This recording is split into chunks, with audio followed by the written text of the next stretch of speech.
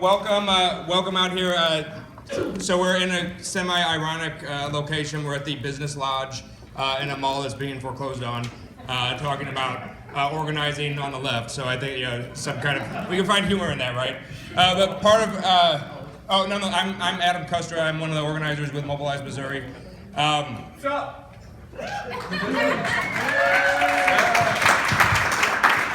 So part of why we originally thought about putting this panel together was that we're starting to, our organization, as I assume most of you know, came out of the Bernie Sanders campaign, and that's now a long time ago.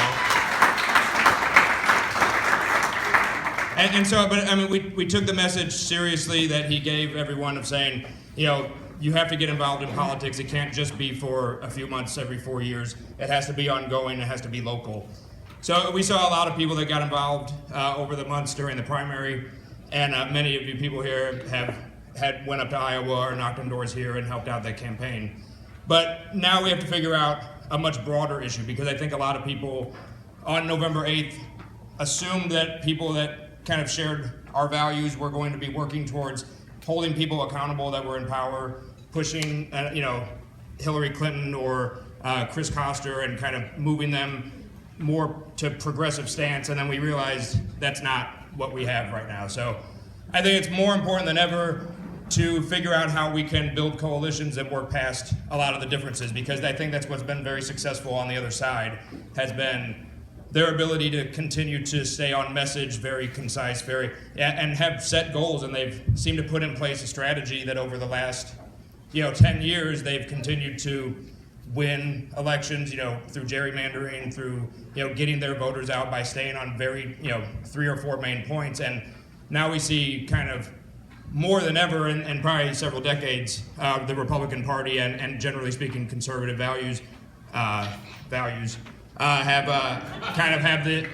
control of pretty much every level of government, definitely in this state and in Washington D.C. and in over 2/3 of the states now at this point. So. The one elephant in the room was that we're in Chesterfield to begin with. I had a lot of people comment about that. One of the issues that we see is that the city of St. Louis, where most of our events have been, and where many of the people that have been coming down to down on Cherokee Street, that's kind of a base. We already know that's going to kind of share these certain ideas. Rural areas of Missouri, though, are often then neglected, and I think there's been things, and we'll probably hear about that from the Democratic Party as well, about how we have not been active in a lot of other areas. But also there are a lot of people that have helped out in St. Charles County for Michael Dorwart, who is somewhere in here, ran on his race, and several other. Richard Orr is here, who also ran in St. Charles County, state senator.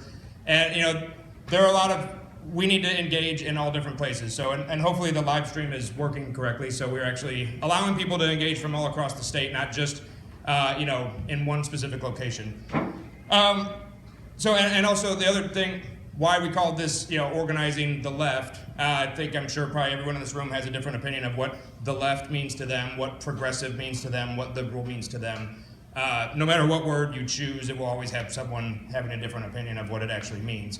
So, but broadly speaking, I think it's identifiable into what we're trying to achieve. The main thing I think that comes up a lot, though, is that we see a lot of differences between groups. A lot of groups form around specific single issues. And one of the things that our group formed around was a candidate that had to talk about numerous different issues. So that was something that gave us kind of a broad sense, and figured we want to hear from other people that have been doing organizing for a long time, see what they've done that's been successful, see what their ideas can be to build and work together. And this is a starting conversation. This is not an ending conversation. We hope that this discussion leads to further communications and further actions amongst the groups at the table, and hopefully connections to other groups that aren't. So I think we've got a couple speakers before the panel is going to start. I've got Annie Rice who's going to open up. She is a newly elected committee woman in the 8th Ward in the city of St. Louis. She's also now on she's the committee woman for the 5th Senatorial District and on the state committee. Also is an attorney that works on immigration law. So she's going to give us a bit of an intro.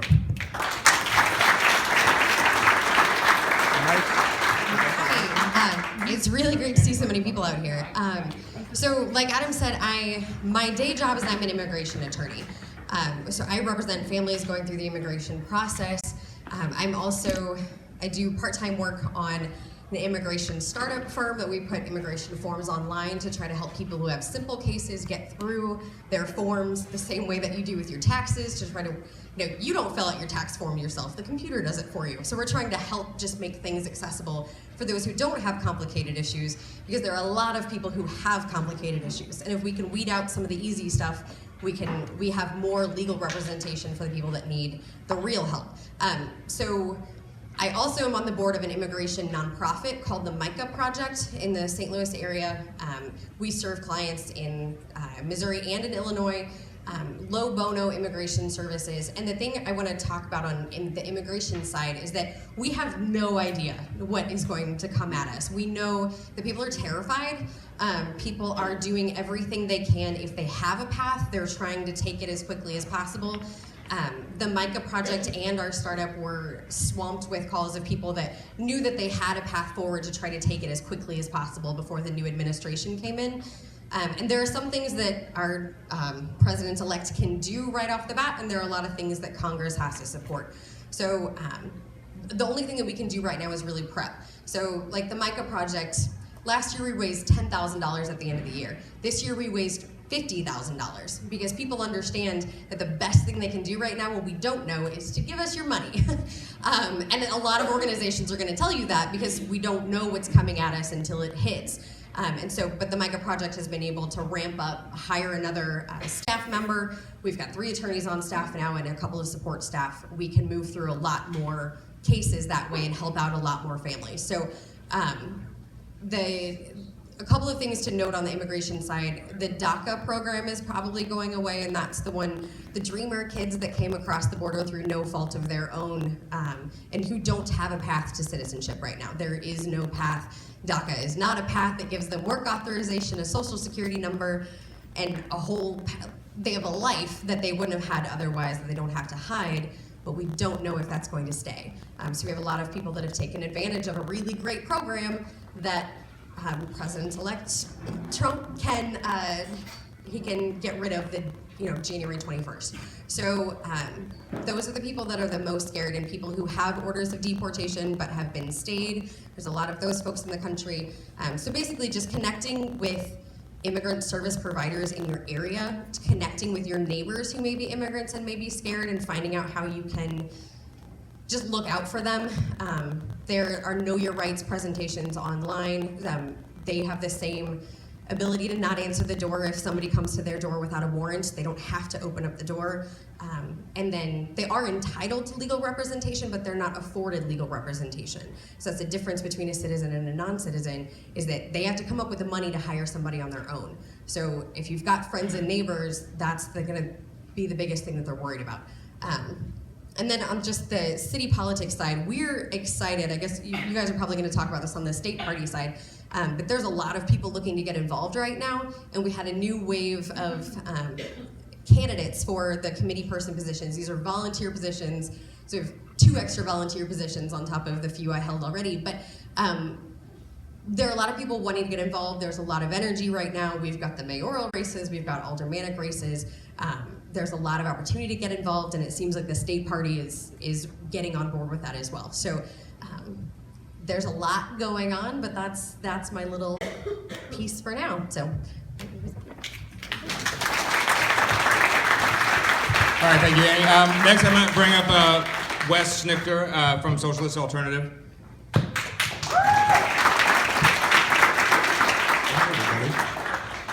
Hope everybody can hear me. So I'm Wes Schnitker. I organize with Socialist Alternative. I was in Mobilize Missouri for a while as well. Socialist Alternative is an organization nationwide that has over 1,000 members and is international with far more numbers than that.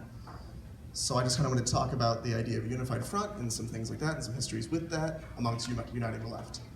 So brothers, sisters, and non-binary family.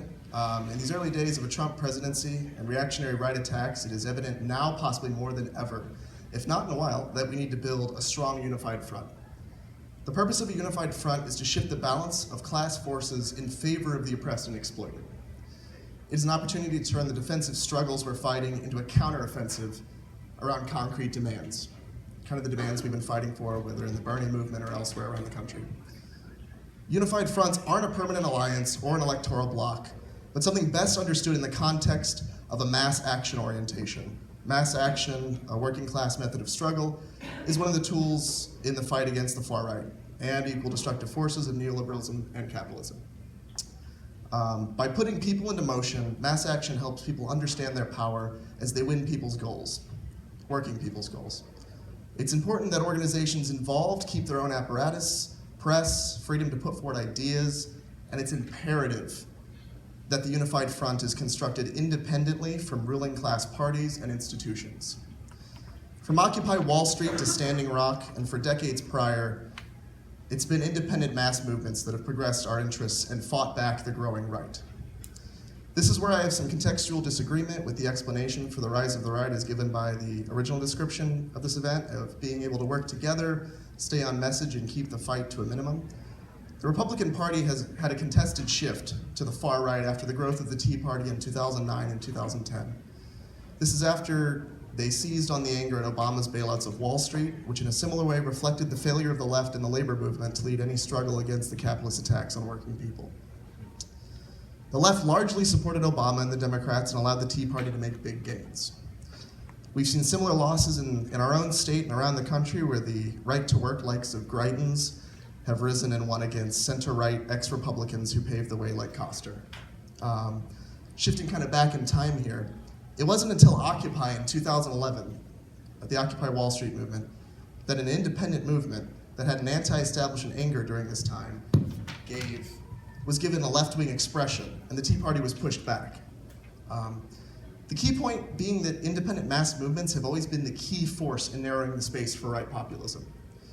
It's been Occupy, the Fight for 15, the Dreamers movement, Black Lives Matter, protests against the Keystone XL pipeline, the LGBTQIA movement, Bernie Sanders' insurgent campaign, and the ongoing fight in Standing Rock that has shifted the country to the left, not Wall Street loyalists of the Democratic Party establishment.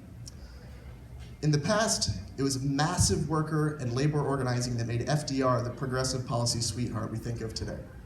Millions mobilizing against Nixon and his conservative Supreme Court that won us the EPA, the Wright decision on Roe v. Wade, the Black Panthers, civil rights movements, and countless others to today, where independent groups like Socialist Alternative or Mobilize Missouri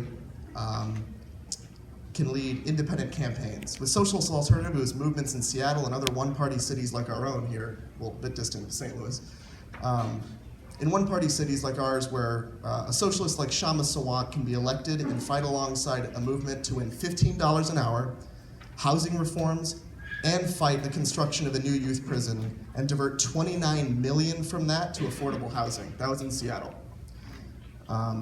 Those still seeking to reform the Democratic Party must face this history, but are our allies in united struggles to accomplish our goals. In these united fronts, we should seek unity with these different organizations ready to fight Trump. If reformists or other leaders attempt to put the brakes on the fight back, revolutionaries should act independently, but only after fighting tooth and nail for unity. Finally, any united front that restricts the ability of revolutionaries to act independently or to criticize the words and actions of reformist leaders should not be pursued. But any agreement between revolutionaries and non-revolutionaries over concrete tasks is a united front. And offers us an opportunity for debate and discussion about the way forward amongst us. With these mass mobilizations around fighting demands and a unified front supporting them among immigrants, people of color, women, LGBTQIA people, and youth into one mighty movement based on the social power of working people, we can and we will defeat Trump, Greitens, and all those who stand in the way of our progress. Thank you.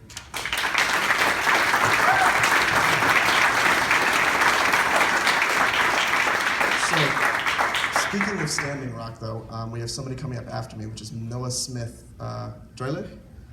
Drellich. He was an attorney with the Water Protectors Legal Collective, I'm sorry. So I guess we'll hear from him now.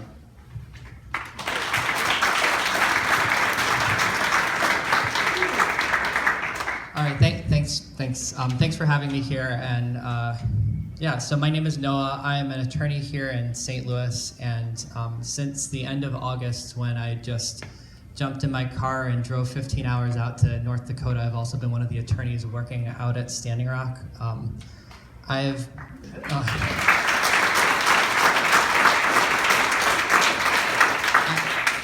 don't know how many of you have been involved in these sort of causes, and I don't know how long your involvement dates back to. I'm sure for many of you it's longer than it has been for me. I've always cared about these issues. I taught on the reservation for a couple of years, not at Standing Rock, on Pine Ridge in South Dakota, for a couple of years before going to law school, and that's part of what motivated me to go to law school. But before Standing Rock, I don't know that I would have described myself as being a particularly engaged person in terms of actually going out and doing this stuff. I certainly talked about it, which I think can be really helpful. I signed petitions. I'm a board member of the Native Amicus Briefing Project, which works to move law involving Native American issues towards a direction that is a little bit less, at least a little bit less, openly hostile to Native American interests. But those were more engagements on the side than what Standing Rock has been. And I think that's something that has been a really big lesson for me out of Standing Rock, and something that I think I could hope to pass along to those of you who are not, who, I don't know, maybe this is your first thing like this, maybe it's your second thing like this, it's awesome. It's just to go out and get involved, because that's really what it takes. And one thing that I think, I'm sorry if I'm a little all over the place. I didn't prepare remarks, but on the subject of messaging, which I know is one of the reasons why we're all here, that to me I think is one of the most interesting parts of Standing Rock.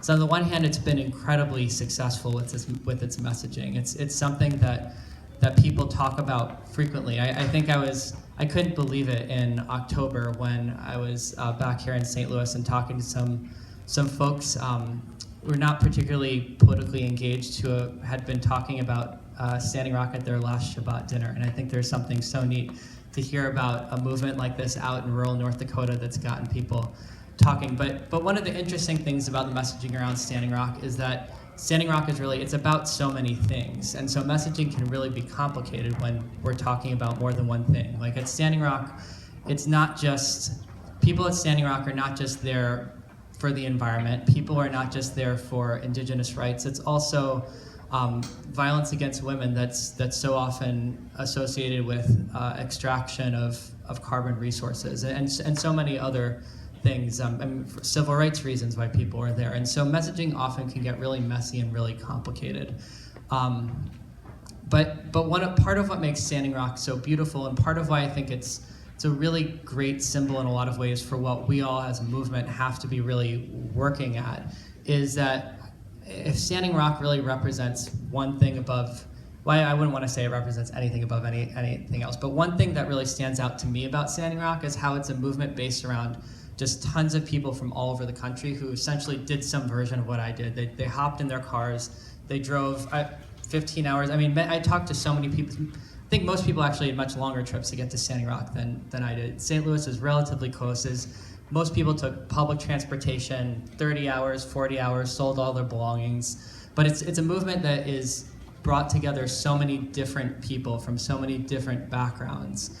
And yet it's working. And part of the reason why it's working, and it's just a lesson that I've had to learn and relearn over and over and over again, is that anytime we're talking about a group of people all working together, and not everyone has exactly the same ideas about how to do things, and not everyone has exactly the same ideas even about what's most important. Is it the environmental degradation that might be caused by this pipeline? Is it the environmental degradation that's going to be caused by natural resource extraction? Is it the issue of who gets to decide about where to put pipelines? Like, should the tribe get to decide that maybe? Like when you have a group of people that not everyone agrees on even most basically why we were there, why we're there. I'm sorry, I should use present tense because I will be back up there again probably a couple weeks. But to make a movement like that work, it really requires a whole lot of people who are willing to just set aside their egos. And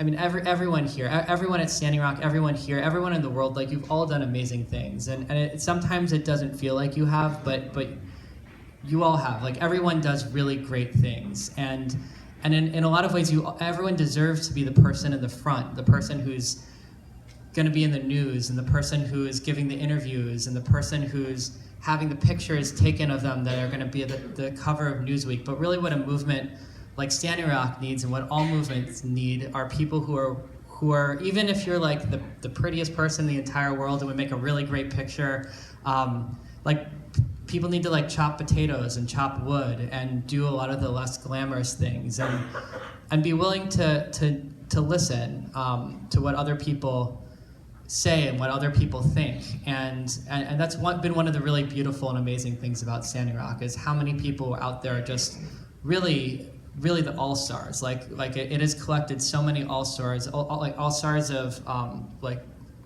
Native American communities, reservation communities, Indigenous rights all-stars. A lot of Black Lives Matter folk are out there. It's been really amazing seeing all these heavy hitters come together, and yet still be willing to say, you know what, like I'm one of the lead, I don't know, insert X attorneys. I'm not saying me personally, but like attorneys who are like some of the like best attorneys in the country, with reputations 50 years old because they've been doing this amazing stuff for so long, just go up to Standing Rock and spend about half their time like chopping wood to keep the legal tent warm. It sounds maybe ridiculous, but that really is what it takes to make these sort of complicated, messy movements work. And so really, I thank you everybody here for coming out. Like it's amazing to see people here. And yeah, I mean, if there's one piece of advice that I just really want to pass along, it's to get out, to do it, to keep coming, because often the hardest thing is just getting started. And I know it sounds probably like driving 15 hours to North. You don't have to drive 15 hours to North Dakota. There's so many other ways to get involved, and that's something that people ask me all the time at Standing Rock, all the time everywhere. Is like, well, you're a lawyer, that's great. Like, you can do a lot of things. How can I help? The answer is often that you can do a lot more than I can. Like, I can't put myself in arrestable situations at Standing Rock because I need to be able to have the credibility go in front of the court and argue on people's behalves. But at least for a lot of the strategies that people are following in Standing Rock, it requires people to be putting themselves in arrestable situations. But there's also other things, like people need to be calling your representatives, because they do what they think their constituents want, and if they're not hearing from their constituents, then they don't really know what people want. And so really you would be amazed by just how much difference it makes to call your local representative in particular, go to their office. A lot of these folks really don't get a lot of people going there, and you probably won't get to talk with your representative directly, but you'll get to speak with somebody on their staff. I worked on the Hill in college for a year on the House Science Committee, and we had almost nobody come in. And everybody who came in, sometimes I was just like a sophomore in college intern, but I met with somebody, it would always get reported on the higher levels, and people listened because, I don't know, we had like 25 constituents show up for the whole summer I was there. So there are just so many ways that you can help, writing letters. So it doesn't have to be big, it doesn't have to be intimidating, it doesn't have to be driving 15 hours to Standing Rock. Although I have to say, like, it sounds scarier than it is. It's like you hop in the car and then it's easier than you'd possibly imagine. But there's so many ways to get involved, and so thank you all for taking this first step. But before I close out, I saw somebody there, looked like you had a question. Well, while we're talking about Standing Rock, I was just concerned about the fact there seems to be a virtual media blackout, the mainstream media. They had shooting and tear gassing last night, and there's nothing in the media about it. And I was just wondering how typical that is. It's incredibly typical, unfortunately. If people didn't hear the question, is how typical it is that there's been just a real media blackout around Standing Rock. And yeah, the media coverage around Standing Rock has been really, really bad. And a lot of that is because the local media has been really, really unhelpful. I think some of it's intentional. I think some of it's because when you have a sheriff on one side of the issue who just is a person who is in a position of authority saying things, I think there's a natural a natural leaning towards reporting what he's saying as if they reflect what actually is happening. And I think for a variety of reasons, that just has not been the case in Standing Rock, that the sheriff has frequently been misreporting what's actually happening. And I'm speaking from personal experience. There was a number of occasions where I was a legal observer at some sort of event where the sheriff later described it in ways that were wildly incorrect. Like, for example, there was one instance where I think there was about 5 or 6 kids by the side of the highway, like unarmed, just kind of sitting by the side of the highway, that the sheriff described in a press release the next day as like 100 to 200 armed protesters wielding tomahawks. I'm sorry, I didn't mean to cut Yeah, you off. yeah, but yeah. We've got a large panel, so we need to keep it rolling. So- We will have an open Q&A once we get through the panel and everything for people to ask questions. So thank you. But that's part of why it's so important for everyone to just stay involved, talk to your friends. But yeah, coming here is the first big step. Thank you so much. I'm going to pass this along. Thank you. Thank you, Noah. All right, thank you, Noah. Tim, this is yours. Alicia, you can start. Oh, you're gonna go. This is ours. This is ours. It's ours. Hi everyone, how are y'all? Good. I know it's pretty late, we're a little tired, it's a Tuesday. So my name is Alicia Sanye. I'm a part of the organization called Tribe X. I'm also a junior at St. Louis University, and I'll be one of your moderators for tonight. So I think one thing that we heard that was mentioned a little bit in what's been previously said is amongst all of us in the room, we do have a common agenda. I think we can all agree to that. We have some things that we all want regardless of where we are, but one of the things that's in between us is mentally we're in some different places and some different spaces. So sort of the theme of tonight, one of the things we want people to be constantly thinking about is, despite the different places where we're at mentally, what does it look like for us to present a united front, but just not just a united front. We don't want to leave it there. We don't want to leave it in theory. What type of actions can we do together? What things can we broaden together to help all of our agendas to move all of what we have going forward? Right now in Missouri, we've seen, I don't know if you guys seen the article, millions of dollars in budget were cut in higher education. They have ballot initiatives right now that will also be hurtful. You have things, private school to prison pipeline that just happened right here in Missouri. You have things, I'm sure we'll see things with censorship where none of us will be able to send out our messages without penalties, which is a threat because that's how we grow our bases. We have things like the right to work, which was just mentioned, things like that expanding in the threat, because in Missouri we're in a very unique situation. Not only do we have threats at the federal level, we also have a lot of threats at the state level and the local level. We're very red right now, we're bleeding.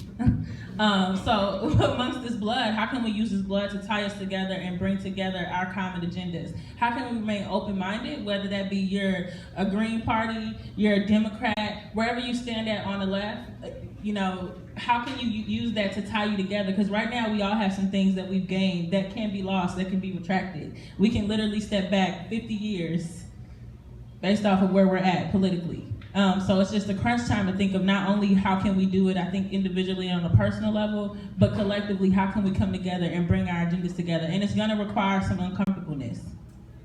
You're not gonna be able to get around that. It's gonna require some confrontation. But one thing that we're able to see that the Republicans to do and people on the right can consistently do, despite their differences, they know how to get the outcomes that they want. You know, I mean, that's clear. We're looking at, I'm sure we were all in for a little something, you know, maybe we knew how to take maybe we kind of saw the Hillary and Bernie thing coming a little bit, but then as you're watching the state and city positions roll out and you're seeing it redder and redder, we were all surprised. But that's not a surprise. When you hear about, you know, DAPL and Black Lives Matter and Fight for 15, when you hear these movements happening and taking place, the next step is repression. And to be clear, that's what we're in right now. We're in a political repression state. So if we don't rise up, the people in this room, the leaders of whatever we represent, the people tonight on these panels, and come together and figure out how we can keep fighting for our people, we're gonna have some major problems, okay?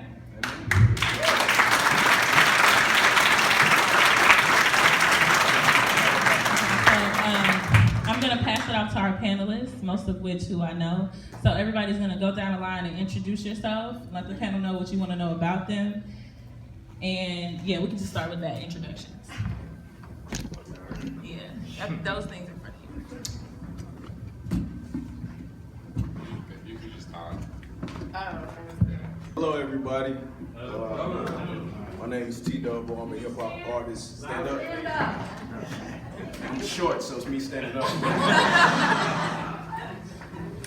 My name is T-Dub. I'm a hip hop artist from St. Louis, Missouri. I'm also a director of a local organization by the name of Hands Up United, which was born during the wake of Ferguson. We were some of the youth out on the ground, really pushing initiatives as far as trying to get things done, not just using just civil disobedience to bring awareness to our issues, but also creating a programmatic response to create a front here at home that we want to actually see where we can all live in equity and get what we need out of the system. We've been doing a lot of voter work the last 3 years. We've worked with some national organizations, received some national training, helped push some local candidates, helped fight against some local bills, and just really try to make some changes. So I'm happy to be here. Hopefully we can learn from each other and move forward true equity and liberation for everybody.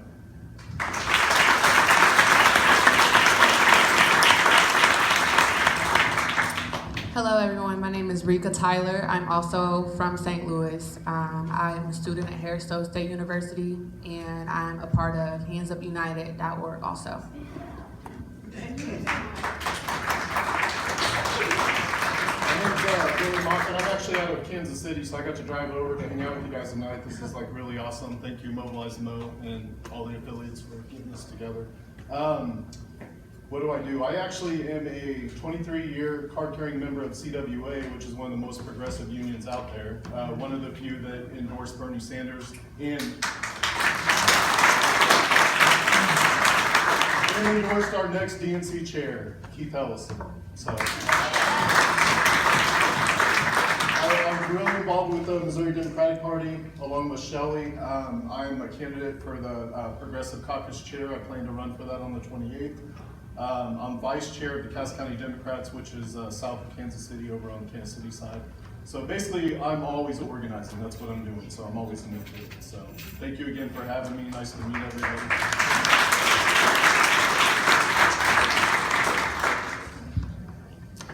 Can y'all hear me? So we gonna stand up the whole? I know you can be loud. Can't see you. Just speak up. Okay. Can y'all hear me now? Cool. All right. I'm Christian Blackman, local organizer with Missouri Jobs and Justice. Outside of that, I'm also just a rando activist. I am in many different spaces. So yeah, I'm not gonna dig deep into my bio. It's great to see a lot of people that I know and that I work with in the room. So yeah.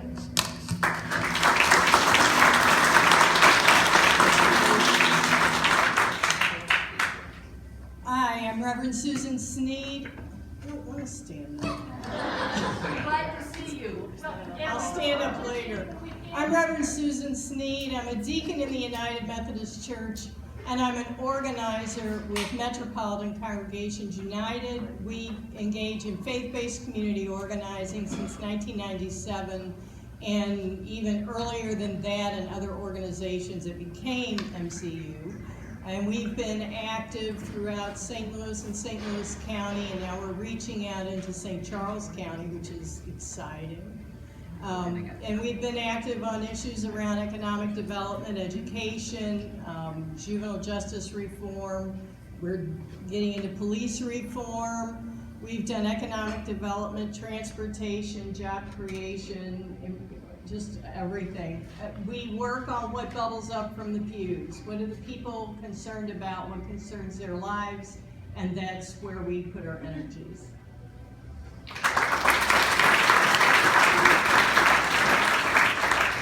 Shelley Hoffman. I am a retired school teacher and librarian. I've been a union member in my union since I was a college student, and I still remain a member. I got involved, I've always considered myself to be a Democrat, but I got involved officially with the party 4 years ago when my husband ran for state rep in St. Charles, and decided that I wanted to be more involved and wanted to try to make a difference. So got elected to our county central committee, and 2 years ago I was elected to the state committee. I have a lot of interest, and I like to think of myself as trying to work on the lower levels of things. We got started a Faith Labor Alliance through Jobs for Justice in St. Charles, so I'm very involved in working with that. And looking at the people on this panel, we have so much in common that if we can just concentrate on the issues that are important to us, we can do great things with people like you getting involved. So thank you for being here and showing that you care about what's happening.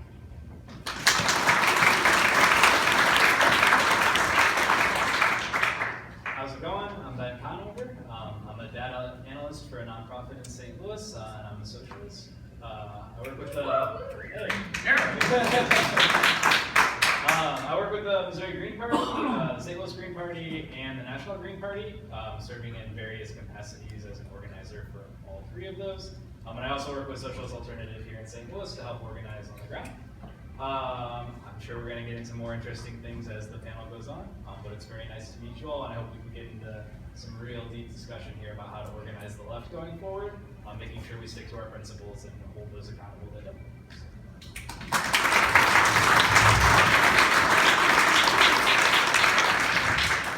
So real quick, before we get officially started with the panel, we want to just let everyone know that we have a huge chunk of time available for questions and answers. So I know as our wonderful panelists go, you'll have some things in your mind that you'll want to jump and get asked right away. So feel free to write them down because there'll be plenty of time afterwards, but we just want to give time to cover a few base topics.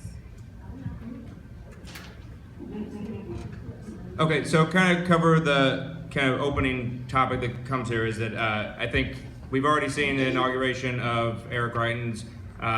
Friday, we see the inauguration of Trump.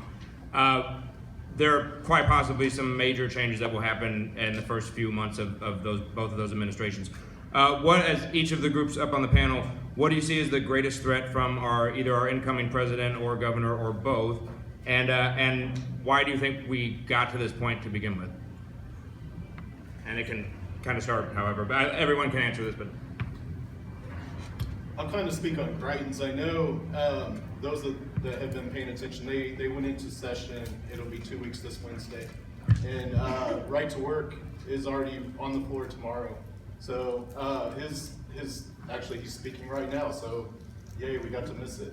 The State of the State address, I know a lot of people probably saw this morning, cut $146 million from the budget. As Annie had stated, a lot of that coming from higher education.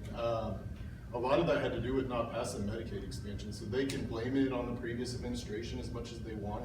But had we been getting that Medicaid expansion money, we wouldn't be in the significant hole that we're in right now. So now they not only have a supermajority in the Missouri House, the Missouri Senate, which they did have before, but now they have a Missouri governor, Republican governor that will sign off on every bad piece of legislation that comes across his desk. So middle class workers, union, we're under attack. We've already seen it. I know labor was the first. I'm sure women's rights is probably coming up next with Planned Parenthood. So we're under attack. And I'll leave the Trump to somebody else. I have plenty I could say about him.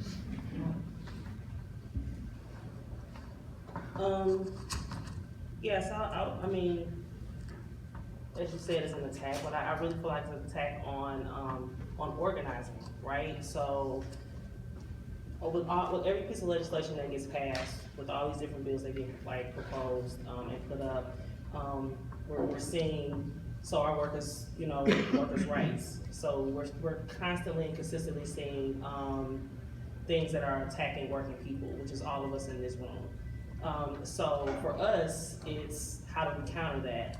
So we counter that by, doing base building, but going into 2017, what we already knew in 2016, that it could very well be this possibility of this happening, right? So what we've already done is file ballot initiatives around minimum wage, structural reform, and that's something that we pushed and has already been filed and ready to go. So I've said this in different spaces, but we're going to be needing volunteers for that. Actually, just today, Supreme Court, so for a lot of people that didn't know, The minimum wage did pass in the city of St. Louis, and it was in court for that because we got sued on that. But in Kansas City, actually, they got a ruling just today that 15 will go on the ballot. So voters in Kansas City,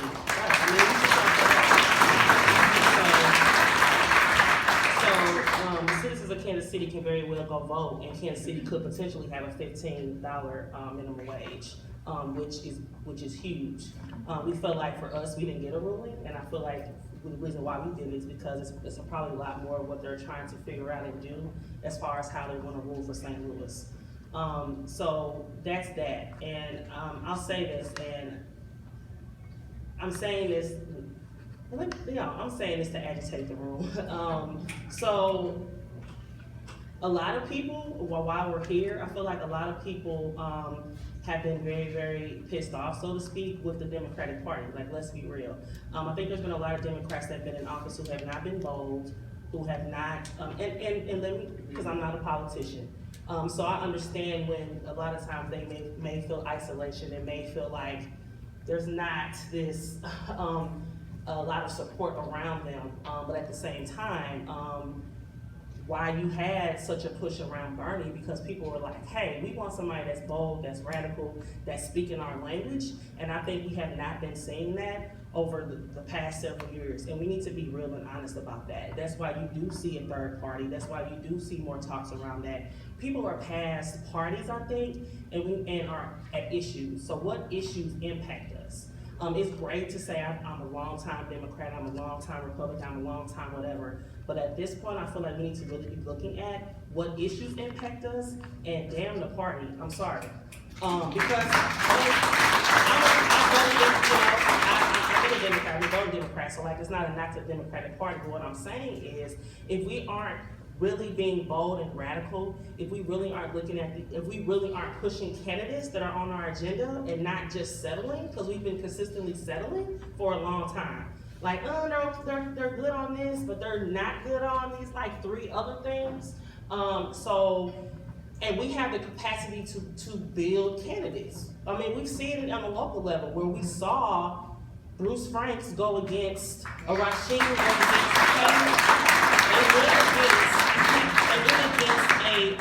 a long-time reigning machine that was the Hubbards, and the people came out, rallied behind them, supported them, and they won, not once but twice, right? So I think that's something that we really need to think about, is that's why some of this is here, because I've heard people, like, crazy as it sounds, because it's absolutely absurd to vote for Trump, but some people voted for Trump because they simply said, I want to see something different.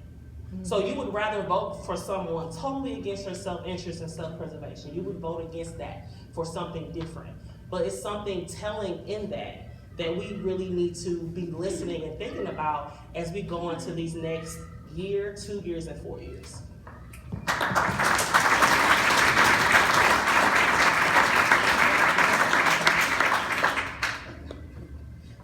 Go ahead. Okay. I totally agree with you. I will not disagree with anything that you said, because I do believe that. Use the mic. It's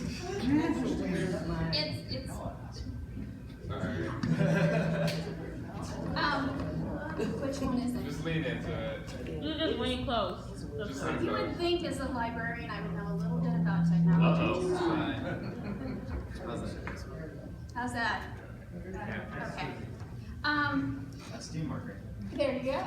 We're already working together. I got involved mainly because I felt like in St. Charles County, we didn't get support from the Democratic Party that I thought we needed to elect Democratic candidates. And so that motivated me to want to become a member of the state party so that I could find out what was going on, who was making those decisions, and stand up for my little section of the state. And obviously, many of us were shocked by the results of the election. I was a Bernie delegate. I was a Bernie delegate to Philadelphia, to the National Convention, And that's how his platform, his beliefs are the ones that I've always held personally. So I was so excited. And this excitement and this revolution has brought forward so many more people that have never been involved. And what I think of as my mission is to now get those people involved, help them find their way into a place where their voice can be heard. You know, it's just going to be a year from now when you will be able to file to be elected to your local central committees. So we have a year. That year time, you need to be attending those meetings, getting to know those people, getting involved, participating, gaining their confidence, and then hopefully getting elected to those seats so that you can be part of the discussion. I'm frustrated. I've been frustrated as a union leader and as a Democrat when I hear people talk about the party. The party is you and me and anybody who agrees with the philosophy, the platform of the Democratic Party. It is not a thing. It is us. And so when you say, what's the party doing, or the party failed, we failed. It's us. It's up to us. We are the people who make those decisions if we get involved and care enough to do that. So I hope that we learn from this terrible experience. We keep up the passion that we have found through our friend Bernie Sanders, and learn from each other. We have vastly different areas that we live in with different problems, but by working together, I think we can figure out what we need to do to change to turn this thing around, I hope. So. Anyone else on the count? Yeah, if everyone's gonna go, Ben, and then we'll bring it back down this way. Yeah, so this mic's having all sorts of fun. Great. So, I mean, I agree, right, that with Christian and with a lot of what Shelley has said, I would have to point out, right, that the Democratic Party and any political party is the people, right, that are involved in it. And some of those people, unfortunately, for the Democratic Party that have been writing a platform, that have been making decisions that are up on news screens, people like Hillary Clinton, people like Cory Booker, and all the corporate lobbies that fund them, right? And if that's not something that's cut out of the Democratic Party, I don't think that that's a viable option for working people across this nation. So I'll start there just to be in agreement with that. Sort of going back to the question of what's the biggest threat from Trump and Greitens, right? For Missourians, for people in the United States, for working people. I'm as scared as anybody of all the policy, well, Trump, I don't know if he has policies, but the policy decisions that are coming down from Jefferson City, I think they're terrifying. But I think that one of the things that scares me most personally, and then for people that I love, people that are in my life, and I'm sure people that are in your life, is the emboldening of anti-women, anti-immigrant, and anti-people of color sentiment that has come down from both Trump and Greitens. And what that is going to do is embolden certain groups of people. We've seen it with the attacks on Jewish synagogues in the Mountain West region. We've seen it with the sort of letters that have shown up to people that are involved in CARE, the Center for American Islamic Relations. And that's only going to get worse, right? The president is a white supremacist. I mean, it's as simple as that. And we have to be ready to fight that and not just be like, oh, we're going to tolerate and work with that, right? Like, that's not okay. We don't work with white supremacists. That's not cool. Yeah? Yeah. So, you gotta stand up for the people that are going to be most affected.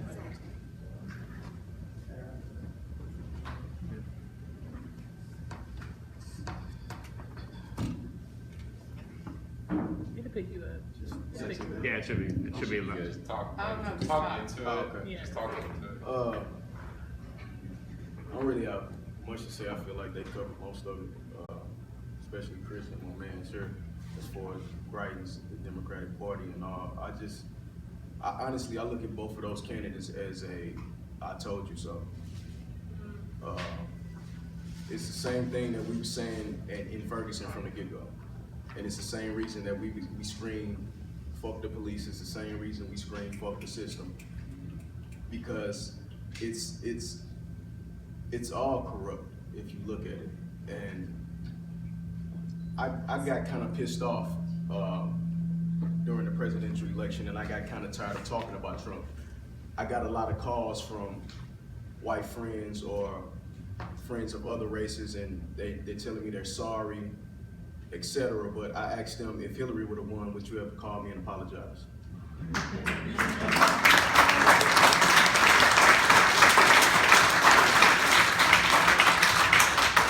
Because where I'm from, those candidates are identical.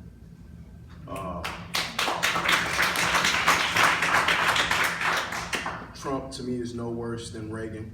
It's no worse than Bush.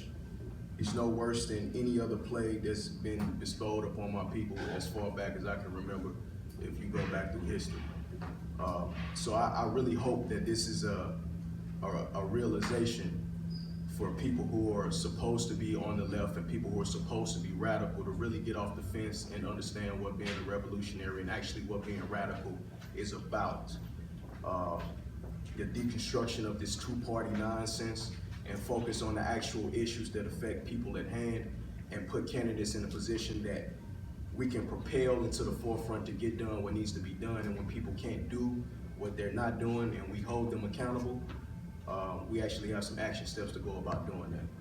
So that's really all I wanted to say, and that's what I hope we move towards after this.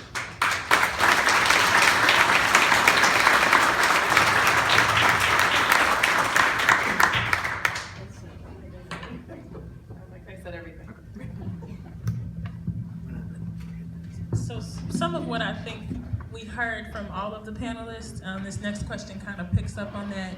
And so I think a microcosm of some of the things that's been mentioned would be the Women's March in St. Louis that's coming up soon.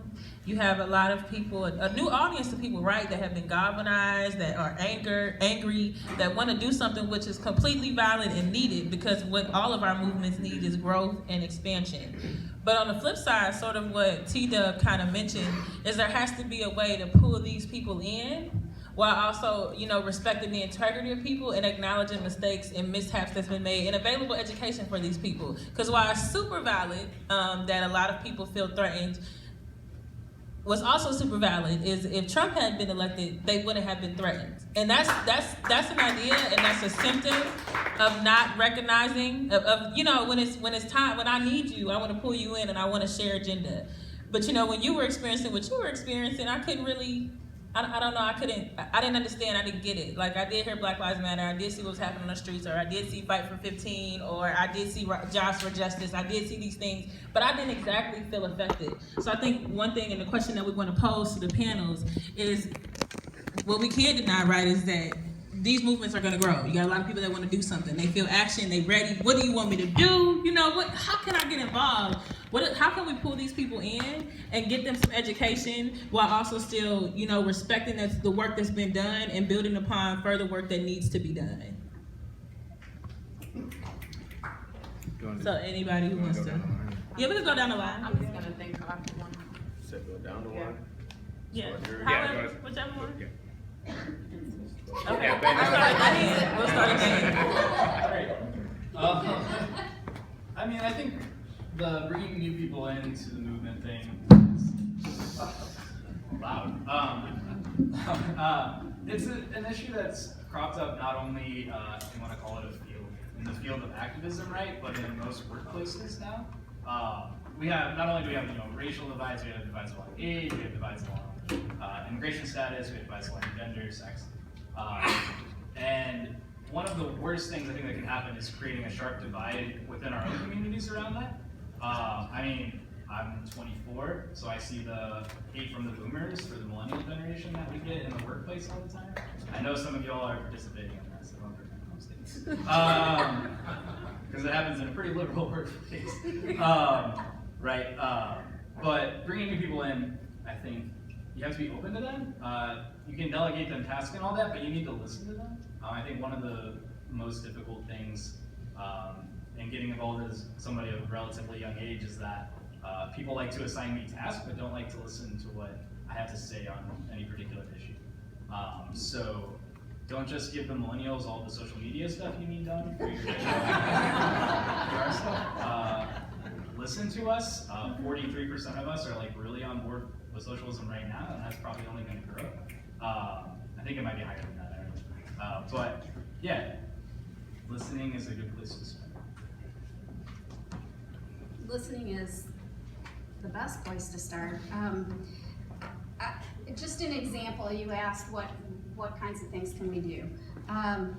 The Missouri Democratic Party has always had 2 caucuses that have been meeting during the state committee meeting days, a rural caucus and a women's caucus.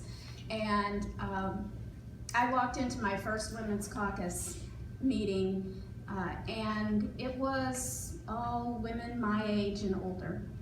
And it was pretty disappointing to me that there was probably about 8, 10, 12 maybe. And it was actually kind of a Hillary love fest. I don't mind saying that.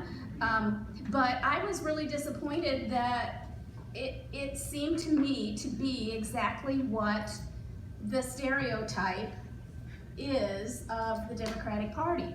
And so one of the things we've tried to do is to take advantage of all of the new activism and grow this Women's Caucus. And Annie even mentioned it. We were able to take all of the seats, officers of the Women's Caucus. We got people involved in the rural caucus that were who looked different than that group as well, the people who'd been in there, and elected officers there. We're starting the Progressive Caucus, and Billy and I have been working really hard to get people involved that we've met through this last election cycle. And we had the standing room only. We didn't have enough room for everybody who wanted to attend. So, I mean, I'm feeling very optimistic about the things that we're doing and the people that we're getting involved who are not the people, well, actually, you know, they're not the people that everybody always has been saying are the established Democrats, the elite. We're seeing a whole lot of change, and we're just getting organized now. So I have a lot of hope, and I think we're going to see some different things coming forward. Is there a Missouri Black Caucus for the Democratic Party? There is not within the Democratic Party, but there should be. And should be what? She said a Black Caucus. And I would love to see that maybe if it has to be to grow out of our Progressive Caucus, that would be good. We're just beginning to learn how this whole caucus thing works and how to go about organizing, because there wasn't a guideline that we could follow on what are the rules about forming a caucus.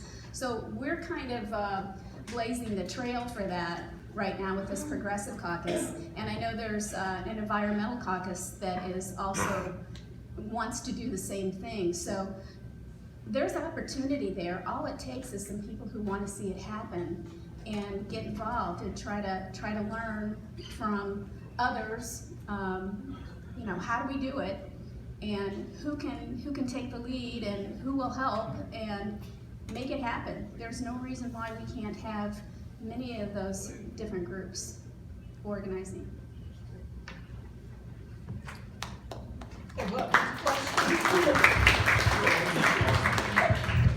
So, hey, you said something that really struck a chord with me, and it was, I don't get involved if it doesn't impact me directly. And that's where we dropped the ball. People didn't feel it directly impacting their lives on a day-to-day basis, and so they assumed it's somebody else's problem to deal with, There'll be an organization to take care of them and theirs. And why people have been the guiltiest of all of this, because we can avoid every problem out there if we choose to. We don't have to get engaged in anything if we don't want to. But when it begins to seep into your backyard, literally, when it begins to impact your families and your neighbors, then you know you have to do something. And those are the issues you tend to put your passions in the most. Getting involved in any sort of an issue because it seems to be the right thing to do is okay. But unless it really stirs your soul, unless it impacts something directly in your life, you're not going to put your energy into it. You're just going to be polite. And that's what happened to us. We were polite and we were nice and we wrote a check and we said a prayer and we said, isn't this nice? And somebody else will take care of it. And everybody said great and wonderful things on Facebook and nobody put their feet to the ground. And when people did, everybody said, oh, that's too much. Be quiet. Do it nice. So then a football player gets down on his knees quietly. And what did everybody say? Oh my God, what's he doing? And yeah, I mean, you can't win for losing, no matter what you do. So get off Facebook and go outside.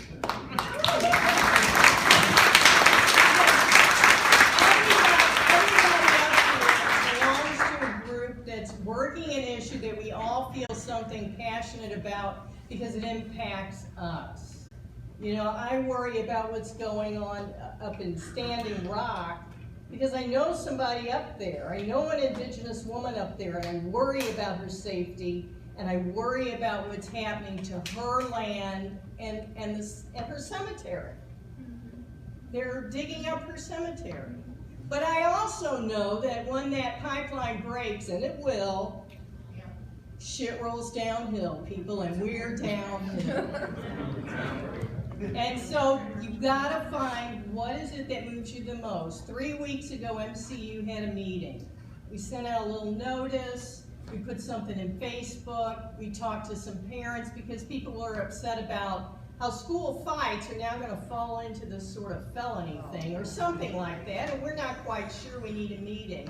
And we thought 50, maybe 100 people. We had 250 parents show up from 9 different school districts, and hardly any of our own members showed up.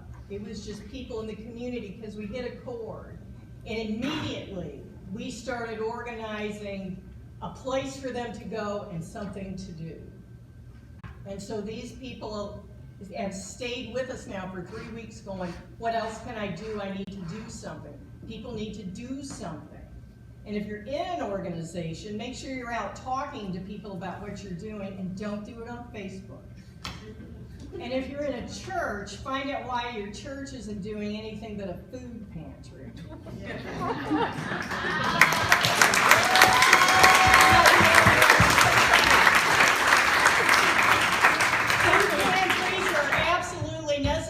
Because people are hungry, but in the end, a food pantry maintains people where they're at and helps them cope where they're at and does not move them out of where they're at.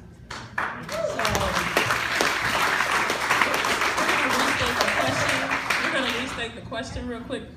That was a wonderful response. We just want to restate because you said that you were a little lost on exactly what it was. The question was around how do we pull, you know, with the new political climate right now, so many people galvanized, ready to do something. How do we pull these new people in a way that respects the integrity of what's already been done and built, but also builds?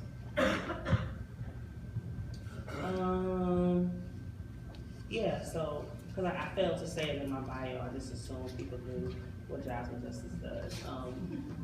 So we do just that. We are an organization that likes to base build. That's part of a lot of our work is done off of volunteers. If we didn't have people that volunteer at our organization, we would not get the wins that we get. Which organization? Jobs with Justice. And we're 4 sectors, so we work with faith, labor, community, and student groups. And we actually are a national organization. We have different chapters in different states. In hearing all of this, I mean, I really think about like the importance of true solidarity, right? And if you look at great leaders of the past, a lot of them that aren't with us anymore because they really understood about doing solidarity work. And I really had an aha moment a couple years ago around healthcare, around Medicaid. So I went up to Jeff City. It was the first day of session. There was like the Black Lives Matter group, and it was Medicaid people up there, and it was people from, you know, the north side of St. Louis and people that were in rural parts of Missouri. They looked totally different, but were there for the same thing, right? So like us understanding that if you aren't in that 1%, like if you aren't wealthy, then you might as well be black like me. Like you need like and I'm saying that to say to understand like how we are all so if a sister on a single mother on the north side of St. Louis saying, hey, my wages are crap, I need health care, like I need this, I need that, and she can identify with a rural farmer in Missouri that's saying, hey, my wages, they're taking away how I'm about to make my money with farming. Hey, my health care is like, it's the same. We're saying the same thing, but I think we've been, for some of us, and this is a critique on both sides, because we may look at someone in rural Missouri like, you don't really have issues that I have, I live in the city, right? As far as class, but then you have someone in rural Missouri that's saying, oh, I'm white and you're black, so like, you don't, like, I'm way different than you, but like really understanding the importance of solidarity and how we do that work, and that we really need to come together. And I mean, we say that, people say that, but it's like, do we really want to come together and really do solidarity work? Like, let's be for real. Do we really want to do that? Do we really want to like rub up against people that like we know nothing about? And this is a critique to myself as well, because I'm a sister that's all for working for Black liberation, right? But in that work, when Black people get free, we all get free. Like that's a phrase that's real, right? And I think that's why, if you look at Black people, like when we fight for stuff, like we fight for everybody, like we're fighting for everybody, right? We don't think about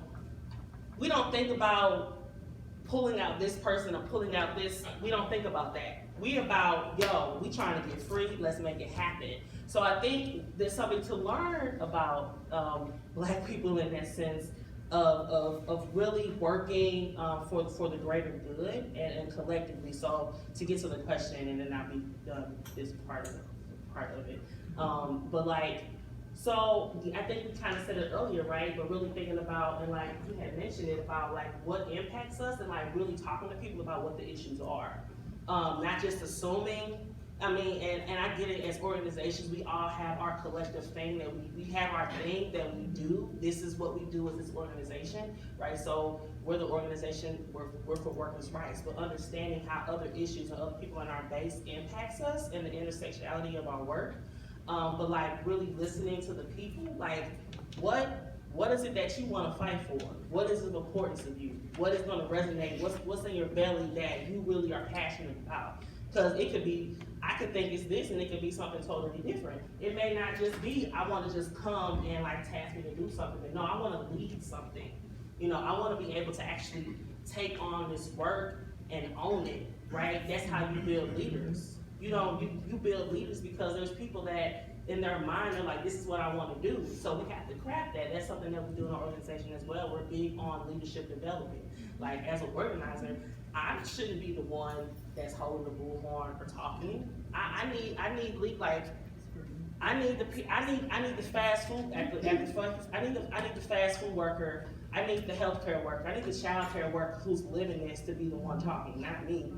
You know, I need someone that their healthcare may be gone tomorrow or may be gone on whenever Trump comes in. I need that person to be in the space, leading the conversation, being part of that conversation. So saying that to say, like, that's kind of how you build when people are able to kind of like craft this stuff for themselves. When they're able to say, hey, you didn't just come and tell me what to do. I was able to come and like really have a voice in this. And that's something that's important with our work too, is like being able to share narratives, because the other side always has a narrative. The other side always has a plan of what they're gonna put out, because let's be real, they're able to have the money to dictate the media, right? So they're always gonna have a way of making us look like crazies, making us look like we're them crazy Luke Wellman, we kind of are, but like, no, but they have a way of making the public view us in a way that is unfavorable. So we have to come with a way to make them look like what they really are, right? Which is, yeah, right? Like, nah, they're evil people. Like, they are like the Antichrist or something, whatever you want to call them, whatever. But so I think all of that is important in how we shift and shape just building. So how we bring in people, and some people aren't. Maybe some people are like, oh, no, I'm not going to be that person, but I am the one that wants to just come in and you tell me what to do. So like being able to talk with people and be comfortable, or at least be bold enough to go outside like what we're used to, what is comfortable for us. Especially when it comes to people that live on the margins. And a lot of times it's not going to be people that we interact with every day, but these are the people that we need, because these are the people that are quickly and more instantly impacted. So I think like using all of those different tools, I think is important to build our base, to build our bases in our collective and respective organizations. I really like to follow that. Can I get a pass here? Yeah. Anyways, as Christian said, JWJ, which I'll point out, CWA helped start that organization. So I got to brag a little more about my union. And I'm a proud CWA. Yeah, a couple awesome CWA members sitting up here. You got to connect them to the fight. That's the most important thing, is you've got to get them connected to something that is important to them. And when they do show up, you got to make them feel welcome. I know there's been too many times recently with the Democratic Party, I've walked into a room and I didn't feel welcome. That can't be the way it is. We have to welcome them with open arms. We have to listen to what they have to say. We're not going to agree on everything, but you know what? They might change our mind on some things. So I'll keep my answer short and go ahead and pass it to the next person, but that's where I'm coming from. And I'm gonna keep my answer short also, but like Christian and everybody else said on here, you just need to listen, and not listen to a reply, but really listen to understand. Show up, don't show up when it's good for you or it looks pretty for a picture to put on Facebook and to hit a donation link or something. Like really show up and understand what that looks like. A lot of people came to Ferguson for pictures. Oh, I want to see what's going on down there. Drive down 70 and not even realize what's really happening in the inner cities, and go back to their comfortness of their Central West End homes or wherever they live, and really just ignore the thing. Like Alicia said about the Women's March here in St. Louis coming up. What day is it? Saturday. I was asked to speak at that march, and how I was asked, I was an intern for Maria Chappelle-Nadal. She was a state senator, and I got passed over, and she was like, oh, they want you to speak. They just want somebody from Hands Up United. And I was like, what does that mean? Like, y'all just want some token black girl who was at the Ferguson protest to speak for y'all and speak upon y'all. So there was a meeting, and I know there was a couple of Black Girl Magic people there. Alicia was one of them. And it was some white women that was upset. White women that shed tears, white women that were uncomfortable, and really were uncomfortable in an ignorant way, and not in an uncomfortable matter to understand where they were coming from. And that's a big issue when people who really want to work for the left and want to work for progressive and really want to do the work, when you show up, you might have your own agenda, you might have your own process in your head, but when you're showing up to someone else's organization or someone else's movement, you need to show up to really listen and understand and build with people. Don't just show up and be like, oh, I don't like this, because you can be here tonight and you guys can take my number and be like, oh, I love what you said, but what does that look like? Are you gonna come to my Books and Breakfast program that we do every Saturday of each month and build with the people and give out free books and free breakfast to the entire community? Are you gonna come on the west side of St. Louis and give out food and clothes and everything to homeless people on the street? Are you gonna go down and go to downtown where there's thousands of homeless people and even ask them, like, how can I help you, or how can I build with you? Or are you gonna do it from the comfortness of your church or the comfortness of your home?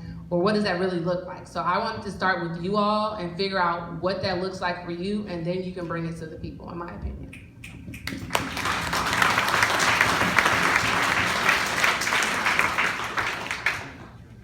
What they said.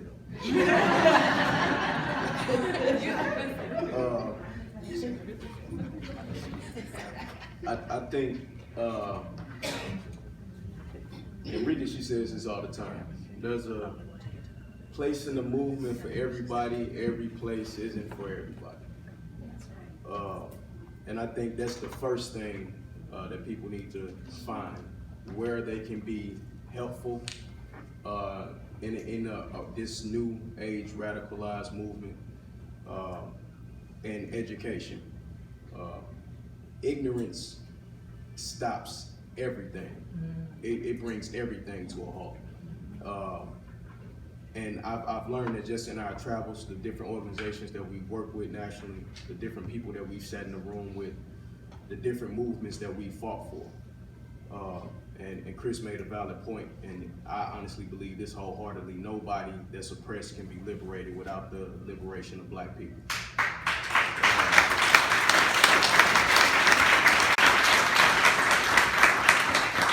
Because as long as everybody in this country stands by idly while they watch us continuously be murdered, extorted, enslaved, raped. Slavery didn't end with the Emancipation Proclamation, it was reformatted. So as long as we as a country sit back idly and watch this to continue to happen, how long do you think before you're being enslaved? How long do you think before your children are being shot down in the middle of the street, and it's the norm, and it happens every day? And the excuse was, I feared for my life from an 11-year-old playing with the toy in the park. How long before your children are going into schools being harassed, like they're going through TSA, being searched by drug dogs, going through metal detectors, have to wear clear book bags so you see what's in it? How long? How long before the people that you put in office in your neighborhoods vote against raising the minimum wage, knowing you have one of the poorest zip codes in the city? How long? As long as we sit back idly and allow these things to happen under our nose. The same with Standing Rock, the same with so many other fights that's going on in this country. And as she said, because it doesn't directly affect you, your passion isn't always there. In your mind, it may want to be there. In your mind, you're radical. In your mind, you're left. In your mind, it's power to the people, death to the system. That's in your mind. But your actions and your soul doesn't move that way. And I think that's what we need to start as first, looking in the mirror and saying, if I'm gonna do this, I'm gonna do this for real. Because they're not playing with us. We playing with them, they're not playing with us. They're not playing with us. Donald Trump is about to be the president. Listening to Donald Trump is about to be the president of the United States of America. He's about to represent America on every foreign level, every meeting with every other country, allies and enemies. He's the most influential person in America right now, Donald Trump. Who put him in office? The same thing that we've ignored for the last 30 years and said it didn't happen anymore. It died out with the Panthers. After Martin Luther King Jr. died, and we suddenly assumed that his dream had come to realization. Racism is over with. Equity is available for everybody. The land of opportunity is available for everybody. Anybody can be anything that they want to be. That's bullshit, because I might get shot by the police walking out this door. And until we can be honest about that, there's no such thing as true solidarity, because we show up when it's time to fight on all fronts. We need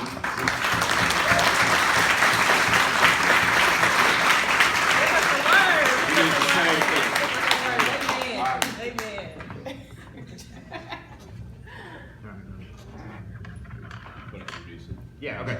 So that kind of gave us, obviously we had probably 10 questions we thought we were going to ask. These things always take longer than we thought. But I think that was a fantastic kind of opening. Part of obviously what we want to do though is there's a lot of people in this room and even possibly people online if that is working, that we want to get some questions from the audience to the panel. You can either ask it to the panel as a whole or to individual members or however you want to do it. Tim's going to go around with the mic. Well, just to kind of give a quick introduction. So what we're going to do is open it up. We've got a lot of comments coming in. We are live streaming this to a couple of other sites. So what I want to do is alternate between some questions we've gotten online as well as questions you may have for anybody up there at the panel. So what I'd like for people to do, if you have a question, just go ahead and raise your hand. I'll call on you. Stand up. Please speak clearly and loudly so the panel can hear you. And also be mindful that lots of people here have questions. And we don't have all night, so please be concise in your questions. So with that, I will ask if anybody in the room has a question. I see a hand up over here. Go ahead. Can you stand up? Oh, sorry. This is, a lot of you have kind of addressed this, so this is for all of you, I guess. The big problem that I'm seeing moving forward is we've addressed Hillary Clinton and you mentioned Cory Booker, which I thought was interesting because I've been talking about him recently with that prescription drug vote. And I'm still seeing a lot of pushback, a lot of strong pushback from people who they seem to me to worship. There's like an idolization of Hillary Clinton, Cory Booker, Barack Obama, and so I'm wondering, like what you said about when you addressed after the election and you said about, well, if it had been Hillary, would you have reached out to me then? I could just hear all of these people like losing it and you saying that because how could you say that Hillary isn't amazing and perfect? So my question, I guess, is what are your suggestions for those individuals who I think have good hearts and so they're on the left side, but they're not fully, I think they're not understanding the problems with money in politics and with these politicians being owned by the wealthy elites, and how do we break that down because they shut down. I am noticing a shutdown because they're taking it personally. It's almost like you're attacking them when you call out those politicians, and I feel like that is the biggest struggle moving forward. So how do we address that? Thank you. Well, I don't know. I mean, it is a struggle. I mean, I see it every time I go to one of our meetings, and I feel conflicted in that I know there's so much to learn from the people who've been like in the Democratic Party for a while. I know they have a lot of experience that we can take advantage of. And the best thing I can think of is what we're trying to do is bring in people who haven't been part of it before so that we can meet, so that we can talk, so that we can listen, because I just don't feel like that's really ever been done. And so I watched, just as an example, just when we had our first, when we had our Women's Caucus meeting and we had our elections, I saw a lot of stony faces from the women who had been participating for a long time, and we have to give them credit. I mean, they started it, and so they kind of feel some ownership in it. But when the new people who came to that meeting stood up and gave their little speeches about why they wanted to run for president or secretary or whatever it was, I saw some surprise in the eyes of those older, more whatever we want to call them, establishment women, and that they were like, wow, she's impressive. Yeah, okay, so yeah, they were resentful, but once we get them together in the same room and have this conversation and get to know each other a little bit, we can see what we have to offer one another. So I just think we have to keep doing that and doing it and doing it and doing it. Yeah, and I feel like you're saying, how can I talk to my friend? Yeah. who's losing it because her Well, it's more, candidate how do we didn't help win. get those people to understand Well, how we you, move forward on okay, the you issue? need to listen to them and talk to them. Why was that candidate the only one who was going to work for them? And we've all said you have to listen to what they say, and you'll find out, you'll probably uncover if you talk to them and let them talk it out, that there is an issue that's very important to them, that they thought that candidate was going to solve for them. And so it's a matter of helping them understand that issue's not going away, it's still your issue. So now let's find the people who are actually gonna work on that issue now with you. And how are you gonna be a part of this issue because your candidate didn't win? I guess But- my fear, this is what I'm wondering, this is my fear, is that by those individuals, they have these issues, we care about the same issues, Right. But since I feel like they're, I'm worried that we're doomed to have the same thing happen again and again, because if those individuals are not understanding why they care about issues, but they vote for people who are more moderate, really.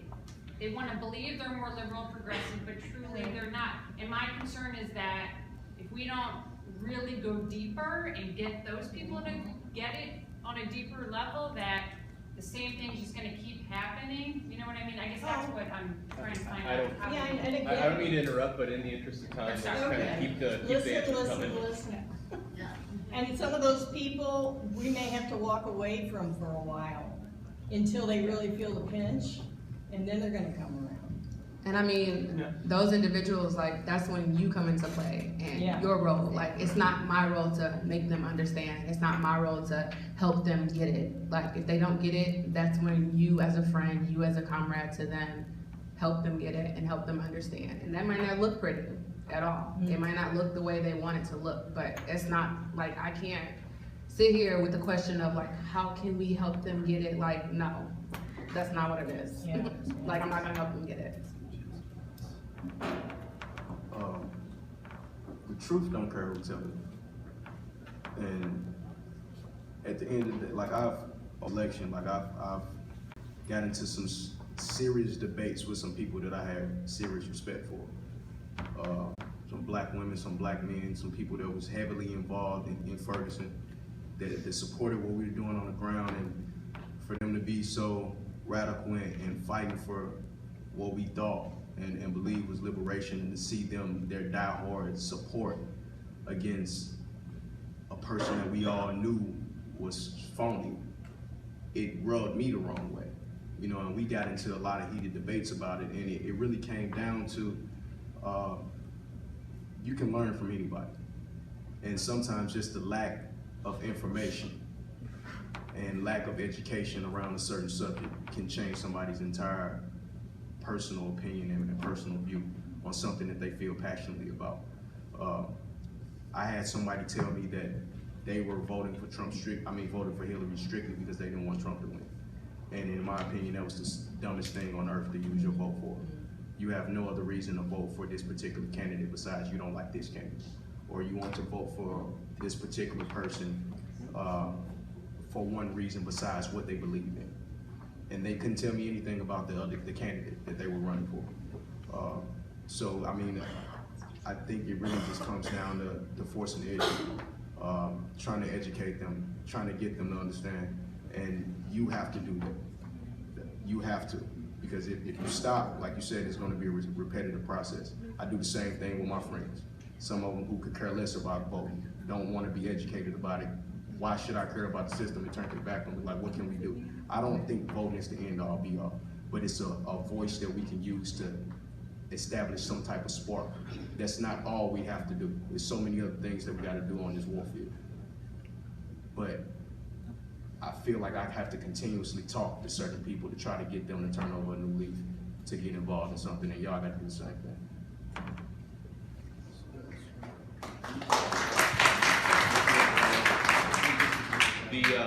The next question is actually going to be coming from online, and I think this is on, some of our panelists hit on it, but basically the question is, how do we recruit and curate candidates at a local level? and get them into places like Jeff City.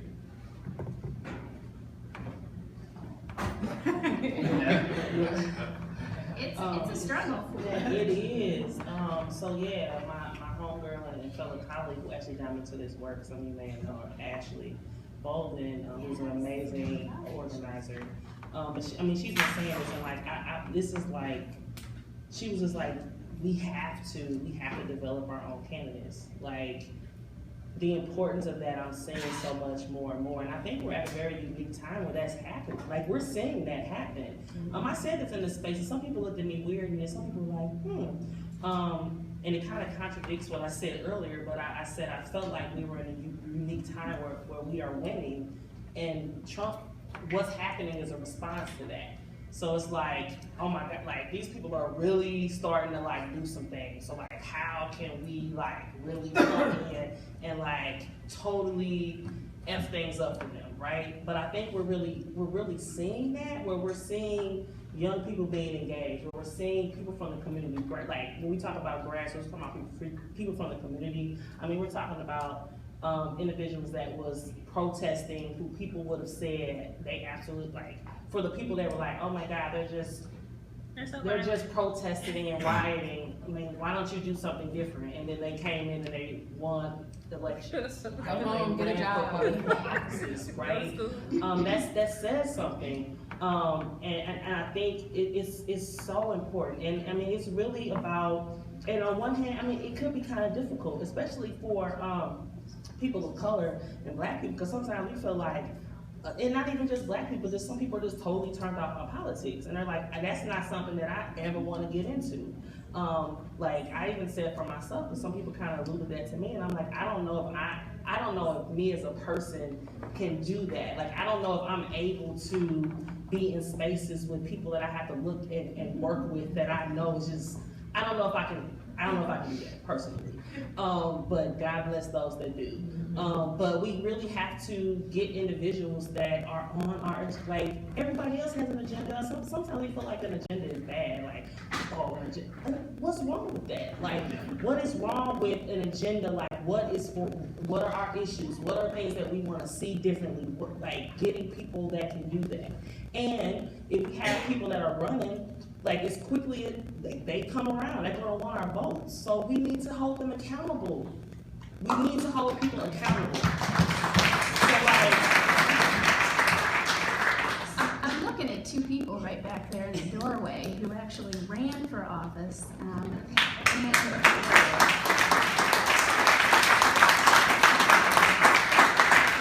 I'd like to hear from them is, what convinced you to do it? We need to be doing whatever that is that help them make that decision.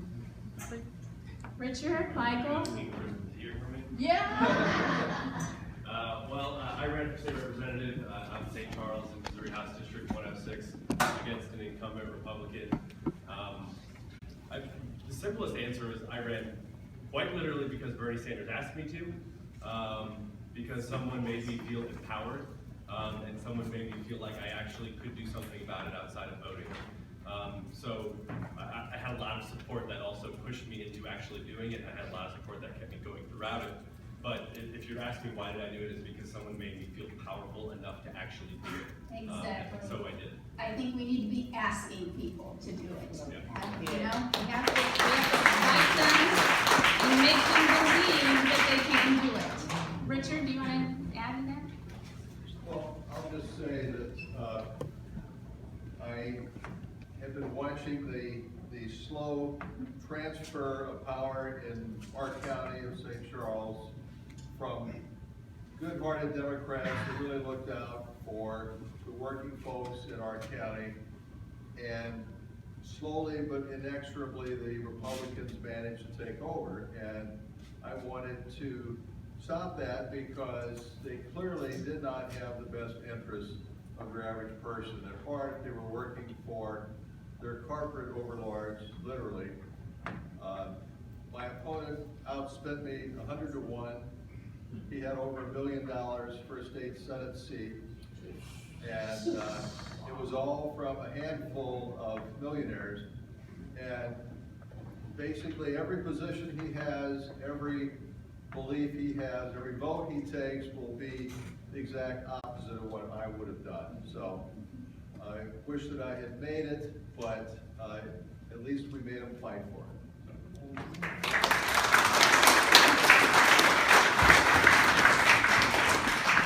I just wanted to give a quick comment. That was a good question, because in Missouri House, I know a third of the seats are going to be open seats in 2018, so that was a really important question there. It starts with us. I mean, it starts at meetings like this. It starts in union halls. It starts in churches. You've got to have conversations with people that are like-minded and close to you. You got to help identify candidates, get them to come to these type of meetings, and that's where we are able to pull them out and get them to run for office. I'm sure at some point you two probably were at a Mobilize Mo meeting or something ever before you ever considered running for office. Yeah, I mean, I attended a barbecue, right? I attended a barbecue with Bernie Sanders, and that's quite literally how I got into the fold, and I ran for office 5 months later. So it can be quick. It usually isn't, but asking people to come to your barbecue or your little book club or whatever it is could spark the trajectory of the next governor. You don't know. So it starts by asking people to come to your events and then also holding the events. Yeah, it starts with grassroots organizing, no doubt, for us to find those candidates. I think, yeah, I mean, I'd have to agree with what everybody say, that asking is the first step, right? We have to ask people to run, like very vividly, very out there, ask people to run.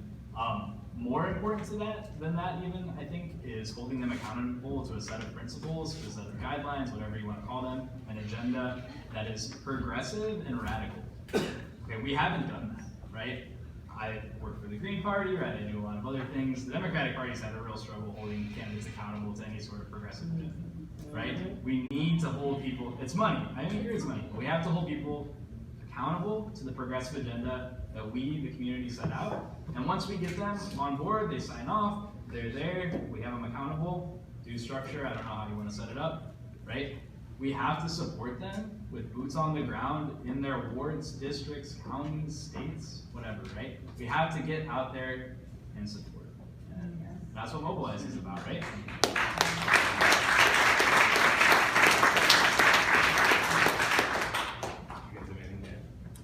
I was waiting for the next question. So next one from the crowd. Yes, ma'am. This is sort of a question, but it's really not. I'm wondering how many of you have heard of the Indivisible Guide. Look it up on your search engine. There's a group of former congressional aides that have gotten together a guidebook of all of the tactics that were used by the Tea Party that were civilized and that worked. And there's in several parts. It takes Okay, I'm sorry, can you get to a question? Can we wrap it up? Please, all of you read it. If every one of you made phone calls tomorrow to Clara McCaskill saying, "Atta girl," and Okay, is there a question, please? yeah, but will you please do it? That's the point. Thank you. Thank you.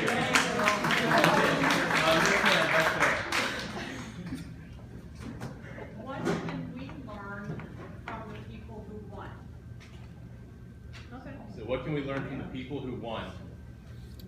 Thank you. Go for it. First thing, never underestimate anybody. I think that was Hillary's first mistake. She underestimated Trump seriously. He out-campaigned her. She was extremely arrogant in her campaign.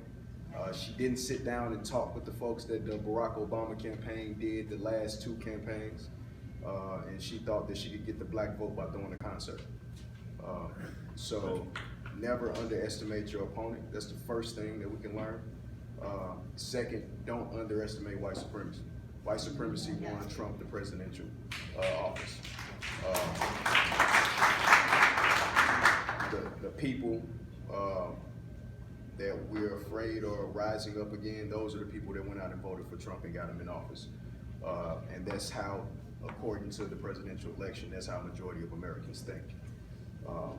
So that's one thing that we have to do is honestly be honest about the state of this country. and that's going to be the only way that we can move forward.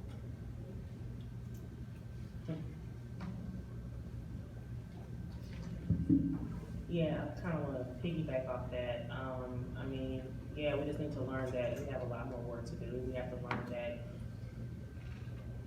we don't have as many progressive people that we thought we did. Because, I mean, we had some people that we blamed, okay, we knew these people were going to vote for you. And we had a lot of people who we didn't think was going to vote this way that did. And that says something about the climate and the reality and the realness of where we are. And Doug has said it, and I've said it in different spaces as well. It's like, you know, this is the manifestation of like, you know, like his slogan was perfect. Like, make America great again. Like, what is that America, right? But for some people, that resonated with them for a reason. And we have to be honest about that. And it's not just us looking at them, but us looking at ourselves. Because people feel comfortable in that. I mean, we're seeing it more and more. We have elected officials that are saying and doing the most outlandish things, that are blatantly speaking hate towards various demographics of people, and that's just what it is. I mean, we open up, you know, you get your morning cup of coffee, and that's what you're reading, that's what you're seeing. So I think we need to learn. I think just in that we're learning a lot more about ourselves, more so than them. I mean, Trump isn't doing anything that a rich white man would do. Like, I mean, people are looking at me crazy, but like, that's real.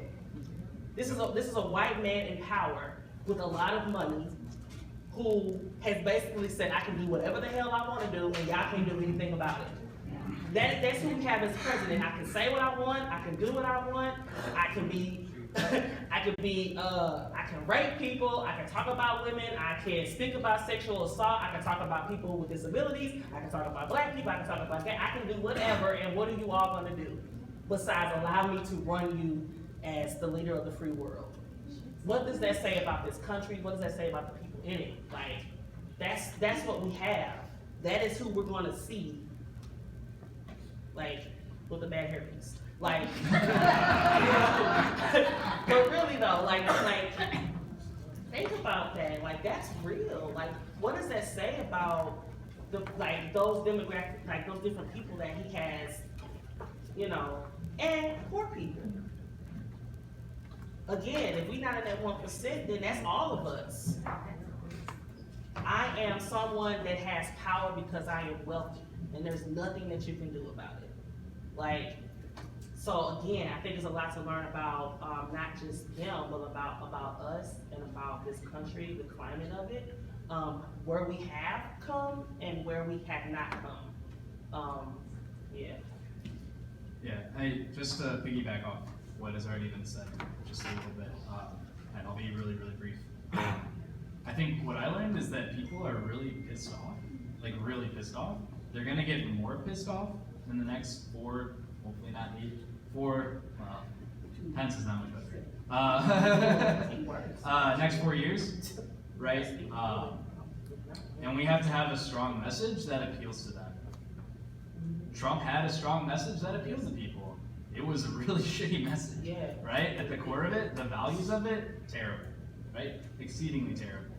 We've mentioned all of the reasons that they're terrible. But he had a stronger message than his opponent did that was more appealing on the face of it to people. And how do we get around that, right? How do we have the stronger message as the unified front of the left? And how is the candidate that we have, or whoever the candidates that we have are, how are they accountable to the message that they're putting forward that's strong enough to win over union voters, that's strong enough to win over poor people, that's strong enough to win over the white working class, the black working class, white moderates, etc. Okay, we've got time for one more quick question, and go to you.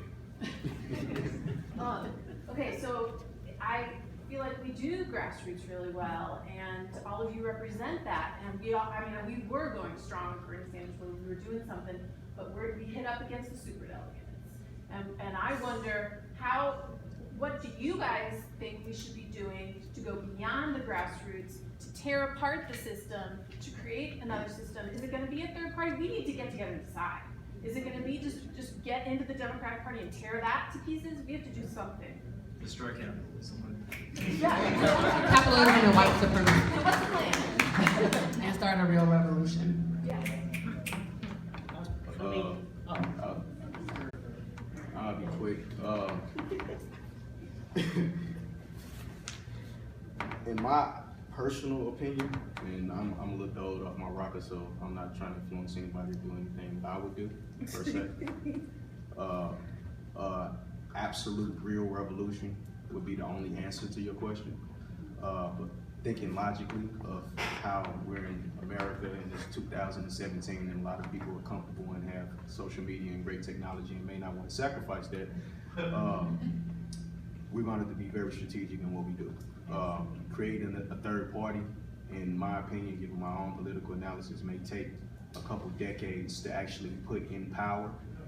So the only thing that I can see that actually makes sense would be to get inside the Democratic Party, deconstruct it, and create it to where it actually works again. One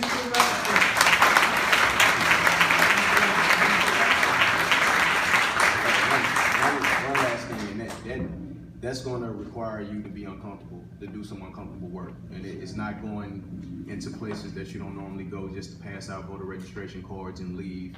And go back to where you go. It's going to actually take real work, real elbow grease, real grassroots organizing, and not just caring about voting, but actually going into these communities and getting to the issues of what matters to these people, trying to help them get involved in local organizations, getting involved in volunteer work, and that's how you start to get people to care, educate them, and education is the major thing on voting. A lot of people don't even know how to vote.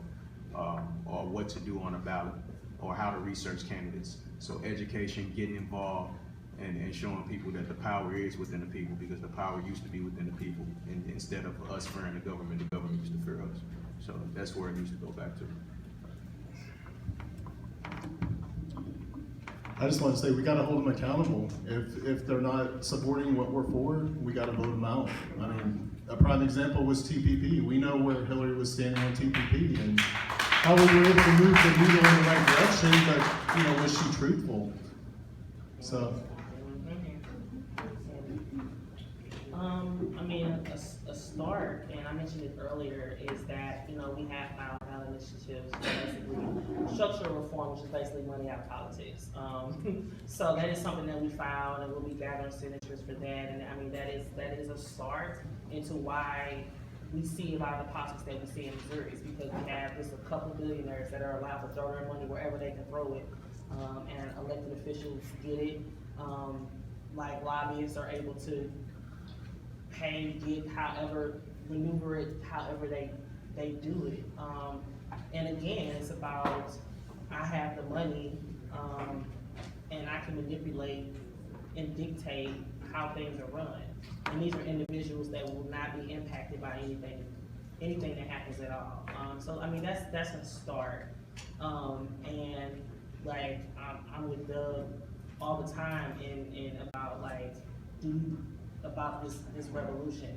I think that's something also that's interesting is what we've been seeing is that we have a lot of people, and particularly this last election, who did not vote. People who are voters, that they consistently vote. A lot of them did not vote, and they did not vote simply because of the presidential election. They didn't. And getting back to the point of like two parties and like neither one of the candidates resonated with them, they didn't go vote. And I'm not blaming them, but again, it's telling to the climate, right? And so how do we go and get those people? How do we get them back? Because a lot of them are our people, a lot of people that are with us that we need. And then how about the people who aren't engaged in the political process for whatever reason, that are our people too? Like how do we go and get them? Like how do we figure out what their issues are, what impacts them, what is important to them, listening to them, and getting them to understand the importance of local elections. Like local elections matter, getting them to understand that. I think like that's another piece. And again, voting isn't definitely is not the end all be all. And then also what are we doing outside of that? I mean, I know we're talking a lot about like, you know, voting and the electoral and the political process, but like, what are we doing outside of that? To also impact like the alternative to that. There are some alternatives. I'm not saying give up voting completely, but there are other alternatives in how we can see our communities thrive. And a lot of that is just us doing this type of stuff. So how are we creating business for ourselves? How are we actually doing community stuff? How are we getting our own food? How are we getting a lot of our own everything that is totally not connected to anybody's swift of a pen giving it to us or taking it away. So like new in innovative ways like that, that's why I rock with Hands Up so much, because a lot of that is we doing for self. And it's telling you have people again that live on the waters that are able to do that, because a lot of times they don't have the means to do that, but making it happen for ourselves, I think is another piece to that as well. To get to revolution. What's more revolutionary is saying I can get this for myself and I don't need the government. I don't need anybody dictating or telling me anything. That's the most revolutionary thing that you can do, is being able to thrive and succeed with community. So.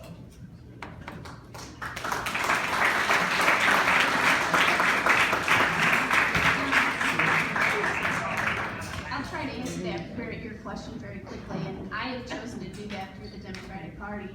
And we have a new state chair in Stephen Weber, and he is very committed to making sure that appointments to different committees within the party are reflective of the electorate of Missouri. I mean, 50% of our Democratic voters voted progressive, and I think we're going to see a lot of progressive people being given a voice at the state level in those committees. That should be coming out. That information should be coming out in the next week or two. And so again, like I said, I can't stress enough, get involved. In a year, you're going to be able to sign on the line that you want your voice heard and run for a committee seat. And you know, that's what it takes, people who are willing to commit to getting their voice out there and participating in this process.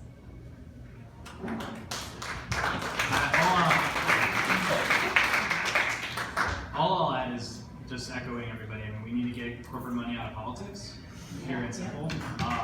Whether that means trying to rebuild a party that we tried to rebuild left over and over again and failed miserably every time. That's one attempt you can make. I hope that you succeed. The other option is to build a party of the 99% and the people. Maybe it's possible in a Democratic Party. I have my doubts, but we need to do it. So let's get working. Okay, all right, thank you, everybody. I want to, first, before we wrap up, I got a few other things, and I've got two other people that are going to say a quick few things after us. So, but first, everyone, big round of applause for TWO and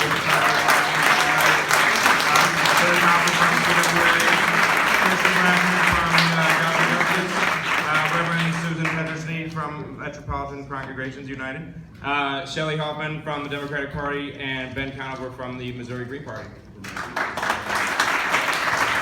a couple quick announcements. So part of, like I said at the beginning, you know, this is an opening conversation. You know, there are hundreds of groups around this state, around the city, that are doing various levels of work. We have a handful of them up here on the table. One of the things we'd like kind of to open this conversation up with is other people that know other groups that you think we should all get in the same room and start figuring out how we can work together.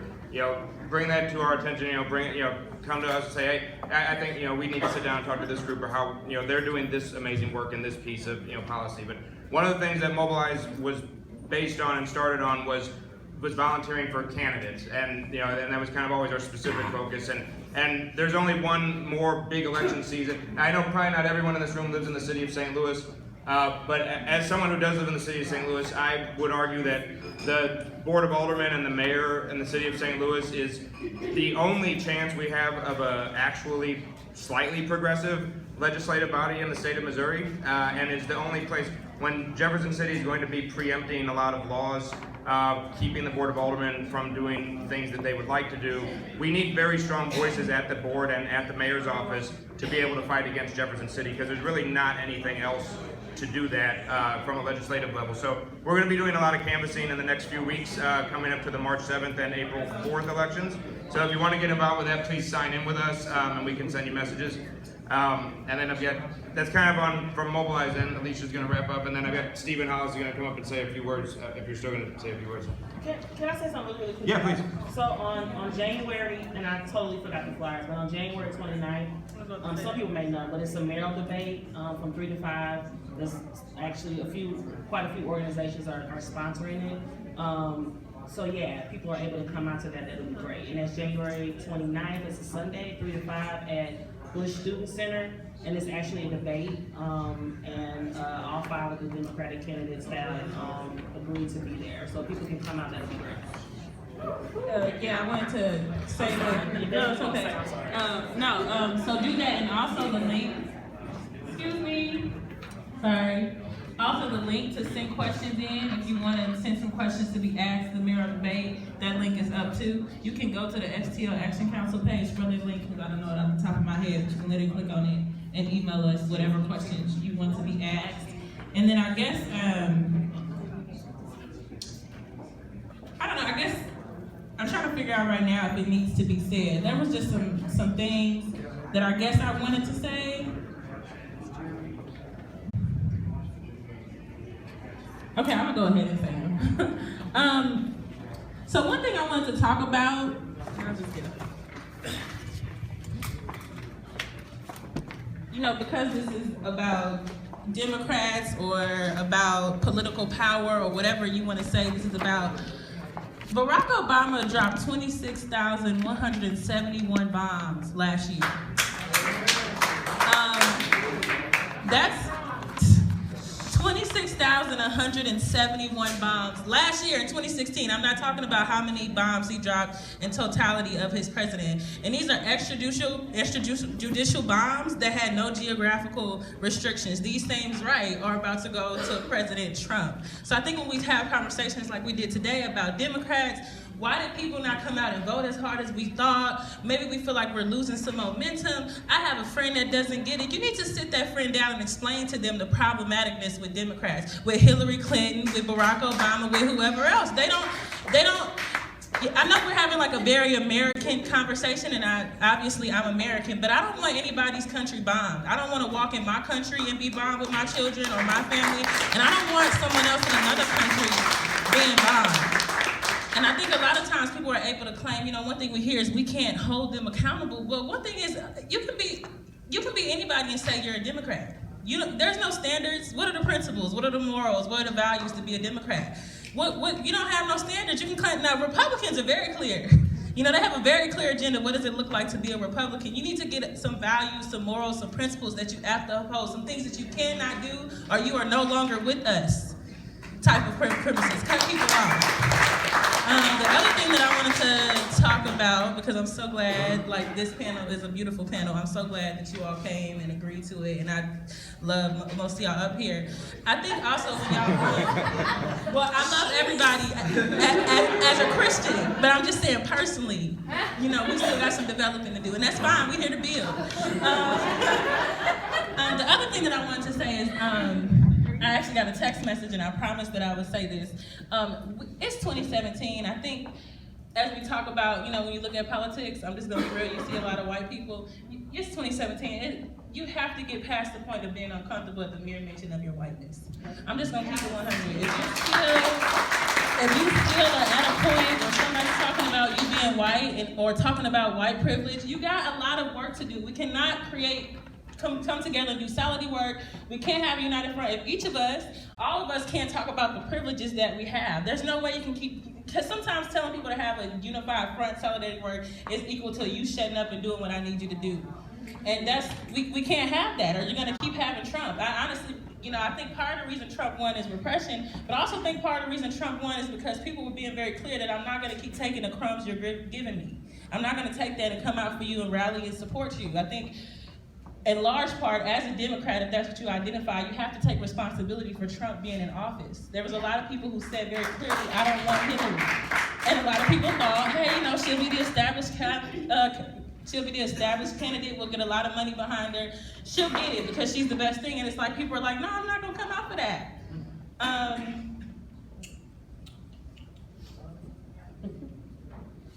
Yeah, I think the other thing that I wanted to say too is as we talk about expanding our movement and working together, I think this table, they come from a lot of sectors, they do a lot of different work, a lot of important work.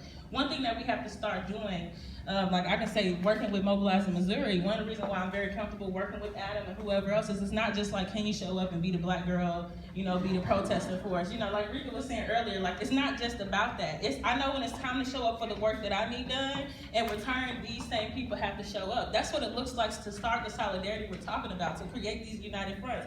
You've heard from all of these organizations tonight. When you go home, find Facebook pages, find organizations, find ways to tune in and support the work. That's how you create these alliances and these coalitions.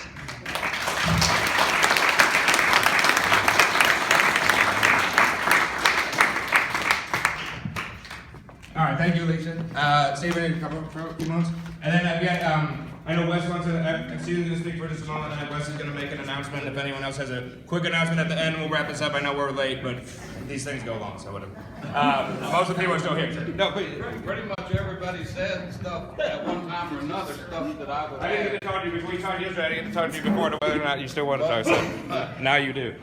Oh, now I am, right? So, the thing that kept going through my mind, listening to the panel and everything, and all the great ideas and all the truth that was being told, is that we gotta not just focus on who we elect. I mean, I totally agree we have to build a party that's gonna win for working class people, and we've gotta be able to take power so we can put the killer cops in jail, right? And not just chant about doing that. We need to put the killer cops in jail, and that takes power. But we can't just rely on electing somebody to do it for us.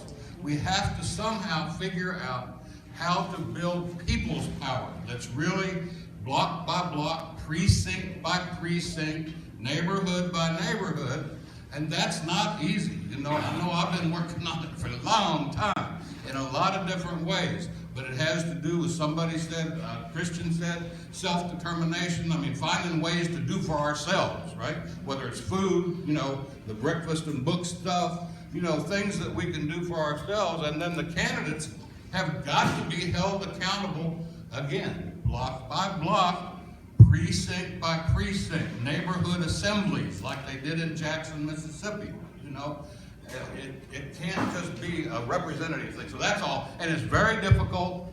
If we can't organize in our own neighborhoods and our own workplaces to change things, how are we ever going to win? And so I am proud of my union, American Federation of Government Employees, and Keena is here with me tonight because she got involved with the MCU thing on the prison pipeline and all that. And we are trying to do this stuff in three fronts. One is organizing and educating our own people, that you always have to do to make sure your whole base is ready to move. The second one is the defensive thing. I do agree with the woman who tried to bring up about indivisible guide. We have to learn a lesson from the Tea Party. We got to resist everything the new Confederacy is going to try to bring down on us, and we have to do it indivisible. Everybody who's being impacted has to stand together. True solidarity, like people said. And then the third thing is to build the long-term thing, in our communities and coalitions. But that's all. I mean, everybody, I'm just highlighting stuff people already said.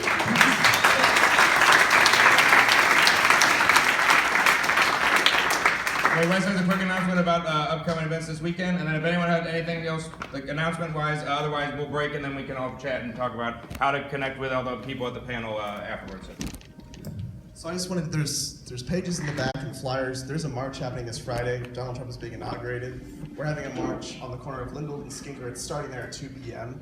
We talked about getting boots on the ground and actually being in the streets with people, and people that might make you feel uncomfortable, and people you might not regularly brush shoulders with. And you may live far out here, but we expect you to be there. And any of these sorts of movements and involving all of these groups, that's important. And also, this is a small thing.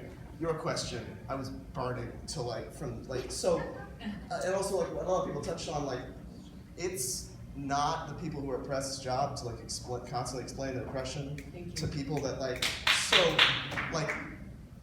tell your friend or please yourself, read the one chapter on the Clintons from Michelle Alexander's book, New Jim Crow. Or I'm sorry, hand her that chapter, and if she is sitting with that stone face, then there's nowhere you can get with that but it takes us so that our fellow citizens, family, and fucking neighbors aren't explaining their own oppression to us all the time. So if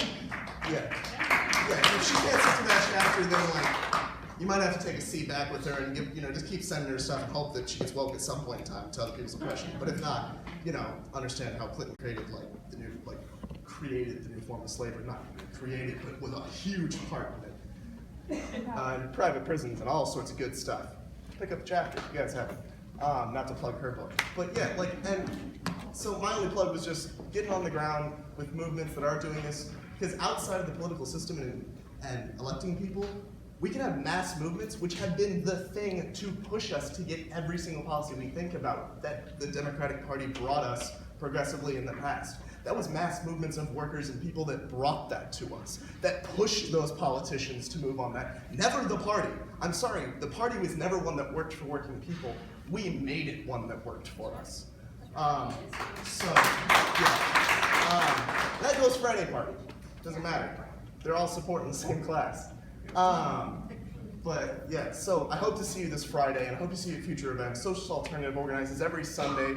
We have meetings. We're kind of at foam right now on the corner of Cherokee and Jefferson, but we're growing big, so it's kind of hard to fill that space. So we're going to be moving around. Keep in touch with us on Facebook, and if you can't come this Friday, find our event and share it with freaking everybody you know. We've got 200 people coming now, but we'd love to make that 500 or 1,000 to make our voice heard. Thanks, guys. Okay, again, thank you, everybody. We have a Books and Breakfast program this Saturday. It's 10 a.m. to 12 p.m. It's good food. Good great food. books. He's the cook. Free books. She's a cook also. Free food, free books. At Blank Space on Cherokee, 2847 Cherokee. We do it like twice a month. We do one on the south side, one on the north side. It's our Books and Breakfast program. You can look us up at handsupunited.org or just follow us on Twitter, Instagram, Facebook, Hands Up United. That's all I want to say. Okay. Anyone else on the panel have a website to get out? If you're not already on Facebook, MDP Progressive Caucus, look us up and register, because we'd like to have you part of the discussion. If you can't make the meetings, I know we're going to try to move them. Okay, there's a sign-up sheet in the back also, where you can sign. Thanks to Jen for taking care of that, Jen and Mitzi. They did a good job with that. But we would love to have you and get you involved that way also, so definitely look us up on Facebook. So mojwj.org. We're also on Facebook, Twitter, Missouri Jobs for Justice. If people want to possibly sign up, we're always looking for people to come do some work. So just holler at me after. I can get your information, or you can get a card from me.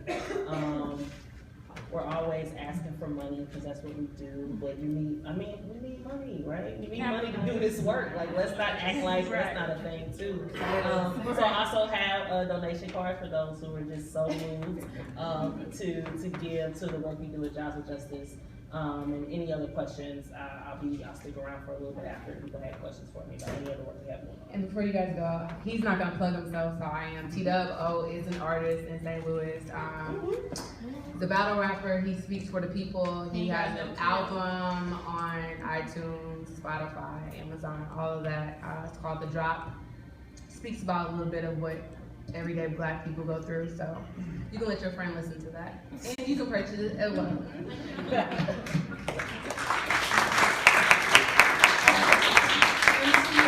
MCU is on Facebook and Twitter. MCU St. Louis, or Metropolitan Congregations United on Facebook. MCU St. Louis on Twitter, and we're rebuilding our website, so it'll be up soon. It's mcustl.org. I think Billy already spoke for our encourage you to get with Kristen and get your, make a donation to Jobs with Justice. And, you know, you can make a monthly contribution of even the smallest little amount. And you don't even have to, I know, you know what, I'll tell you, I think $5 a month, It's something. everybody can do something. We all take money. We do. I take books too. So teachers, schools, we always take books. We always give out books. We gave out like over 15,000 books last year. Long as they're not oppressive. Yes. Oh, cultural is sensitive also. Yeah. I don't want no like. No plug, Ben? I'll go quick. Missouri Green Party, Facebook, Twitter, the website sort of thing. Definitely check that out. I'll back up Socialist Alternative. Definitely check out their Facebook, Twitter, website, all that kind of stuff. Everybody's doing good work, so I hope we can continue to work together to do more great work.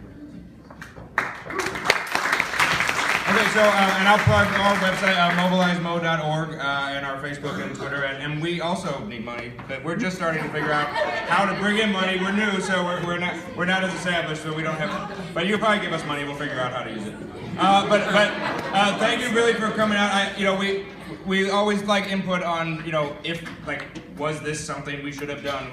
Was this a valuable thing for us to put together, and did we appreciate what we heard from the panel, and was this something we should do, or should we try something different, or should we incorporate different groups, or should we stop and go away? But I hope that's not the answer. I would like to also say something. Yeah.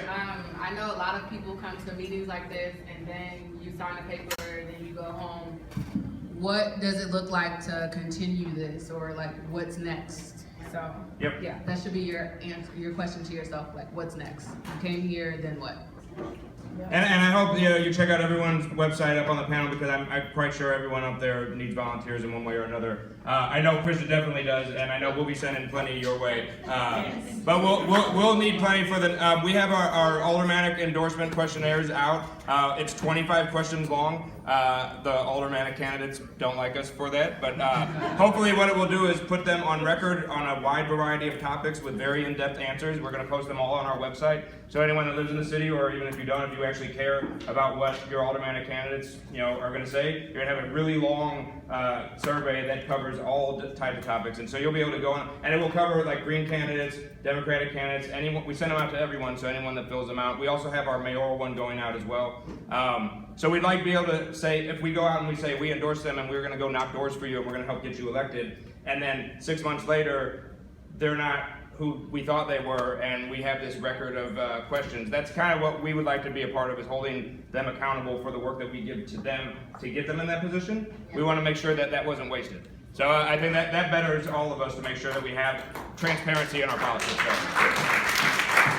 So please, okay. If you want to help us with that survey, Stephanie Dinges, D-I-N-G-E-S, for 13th Ward Alderman, helping run that campaign. So we want to know what you guys want in the city, if you live in the city. Or if you don't live in the city, what you want in the city.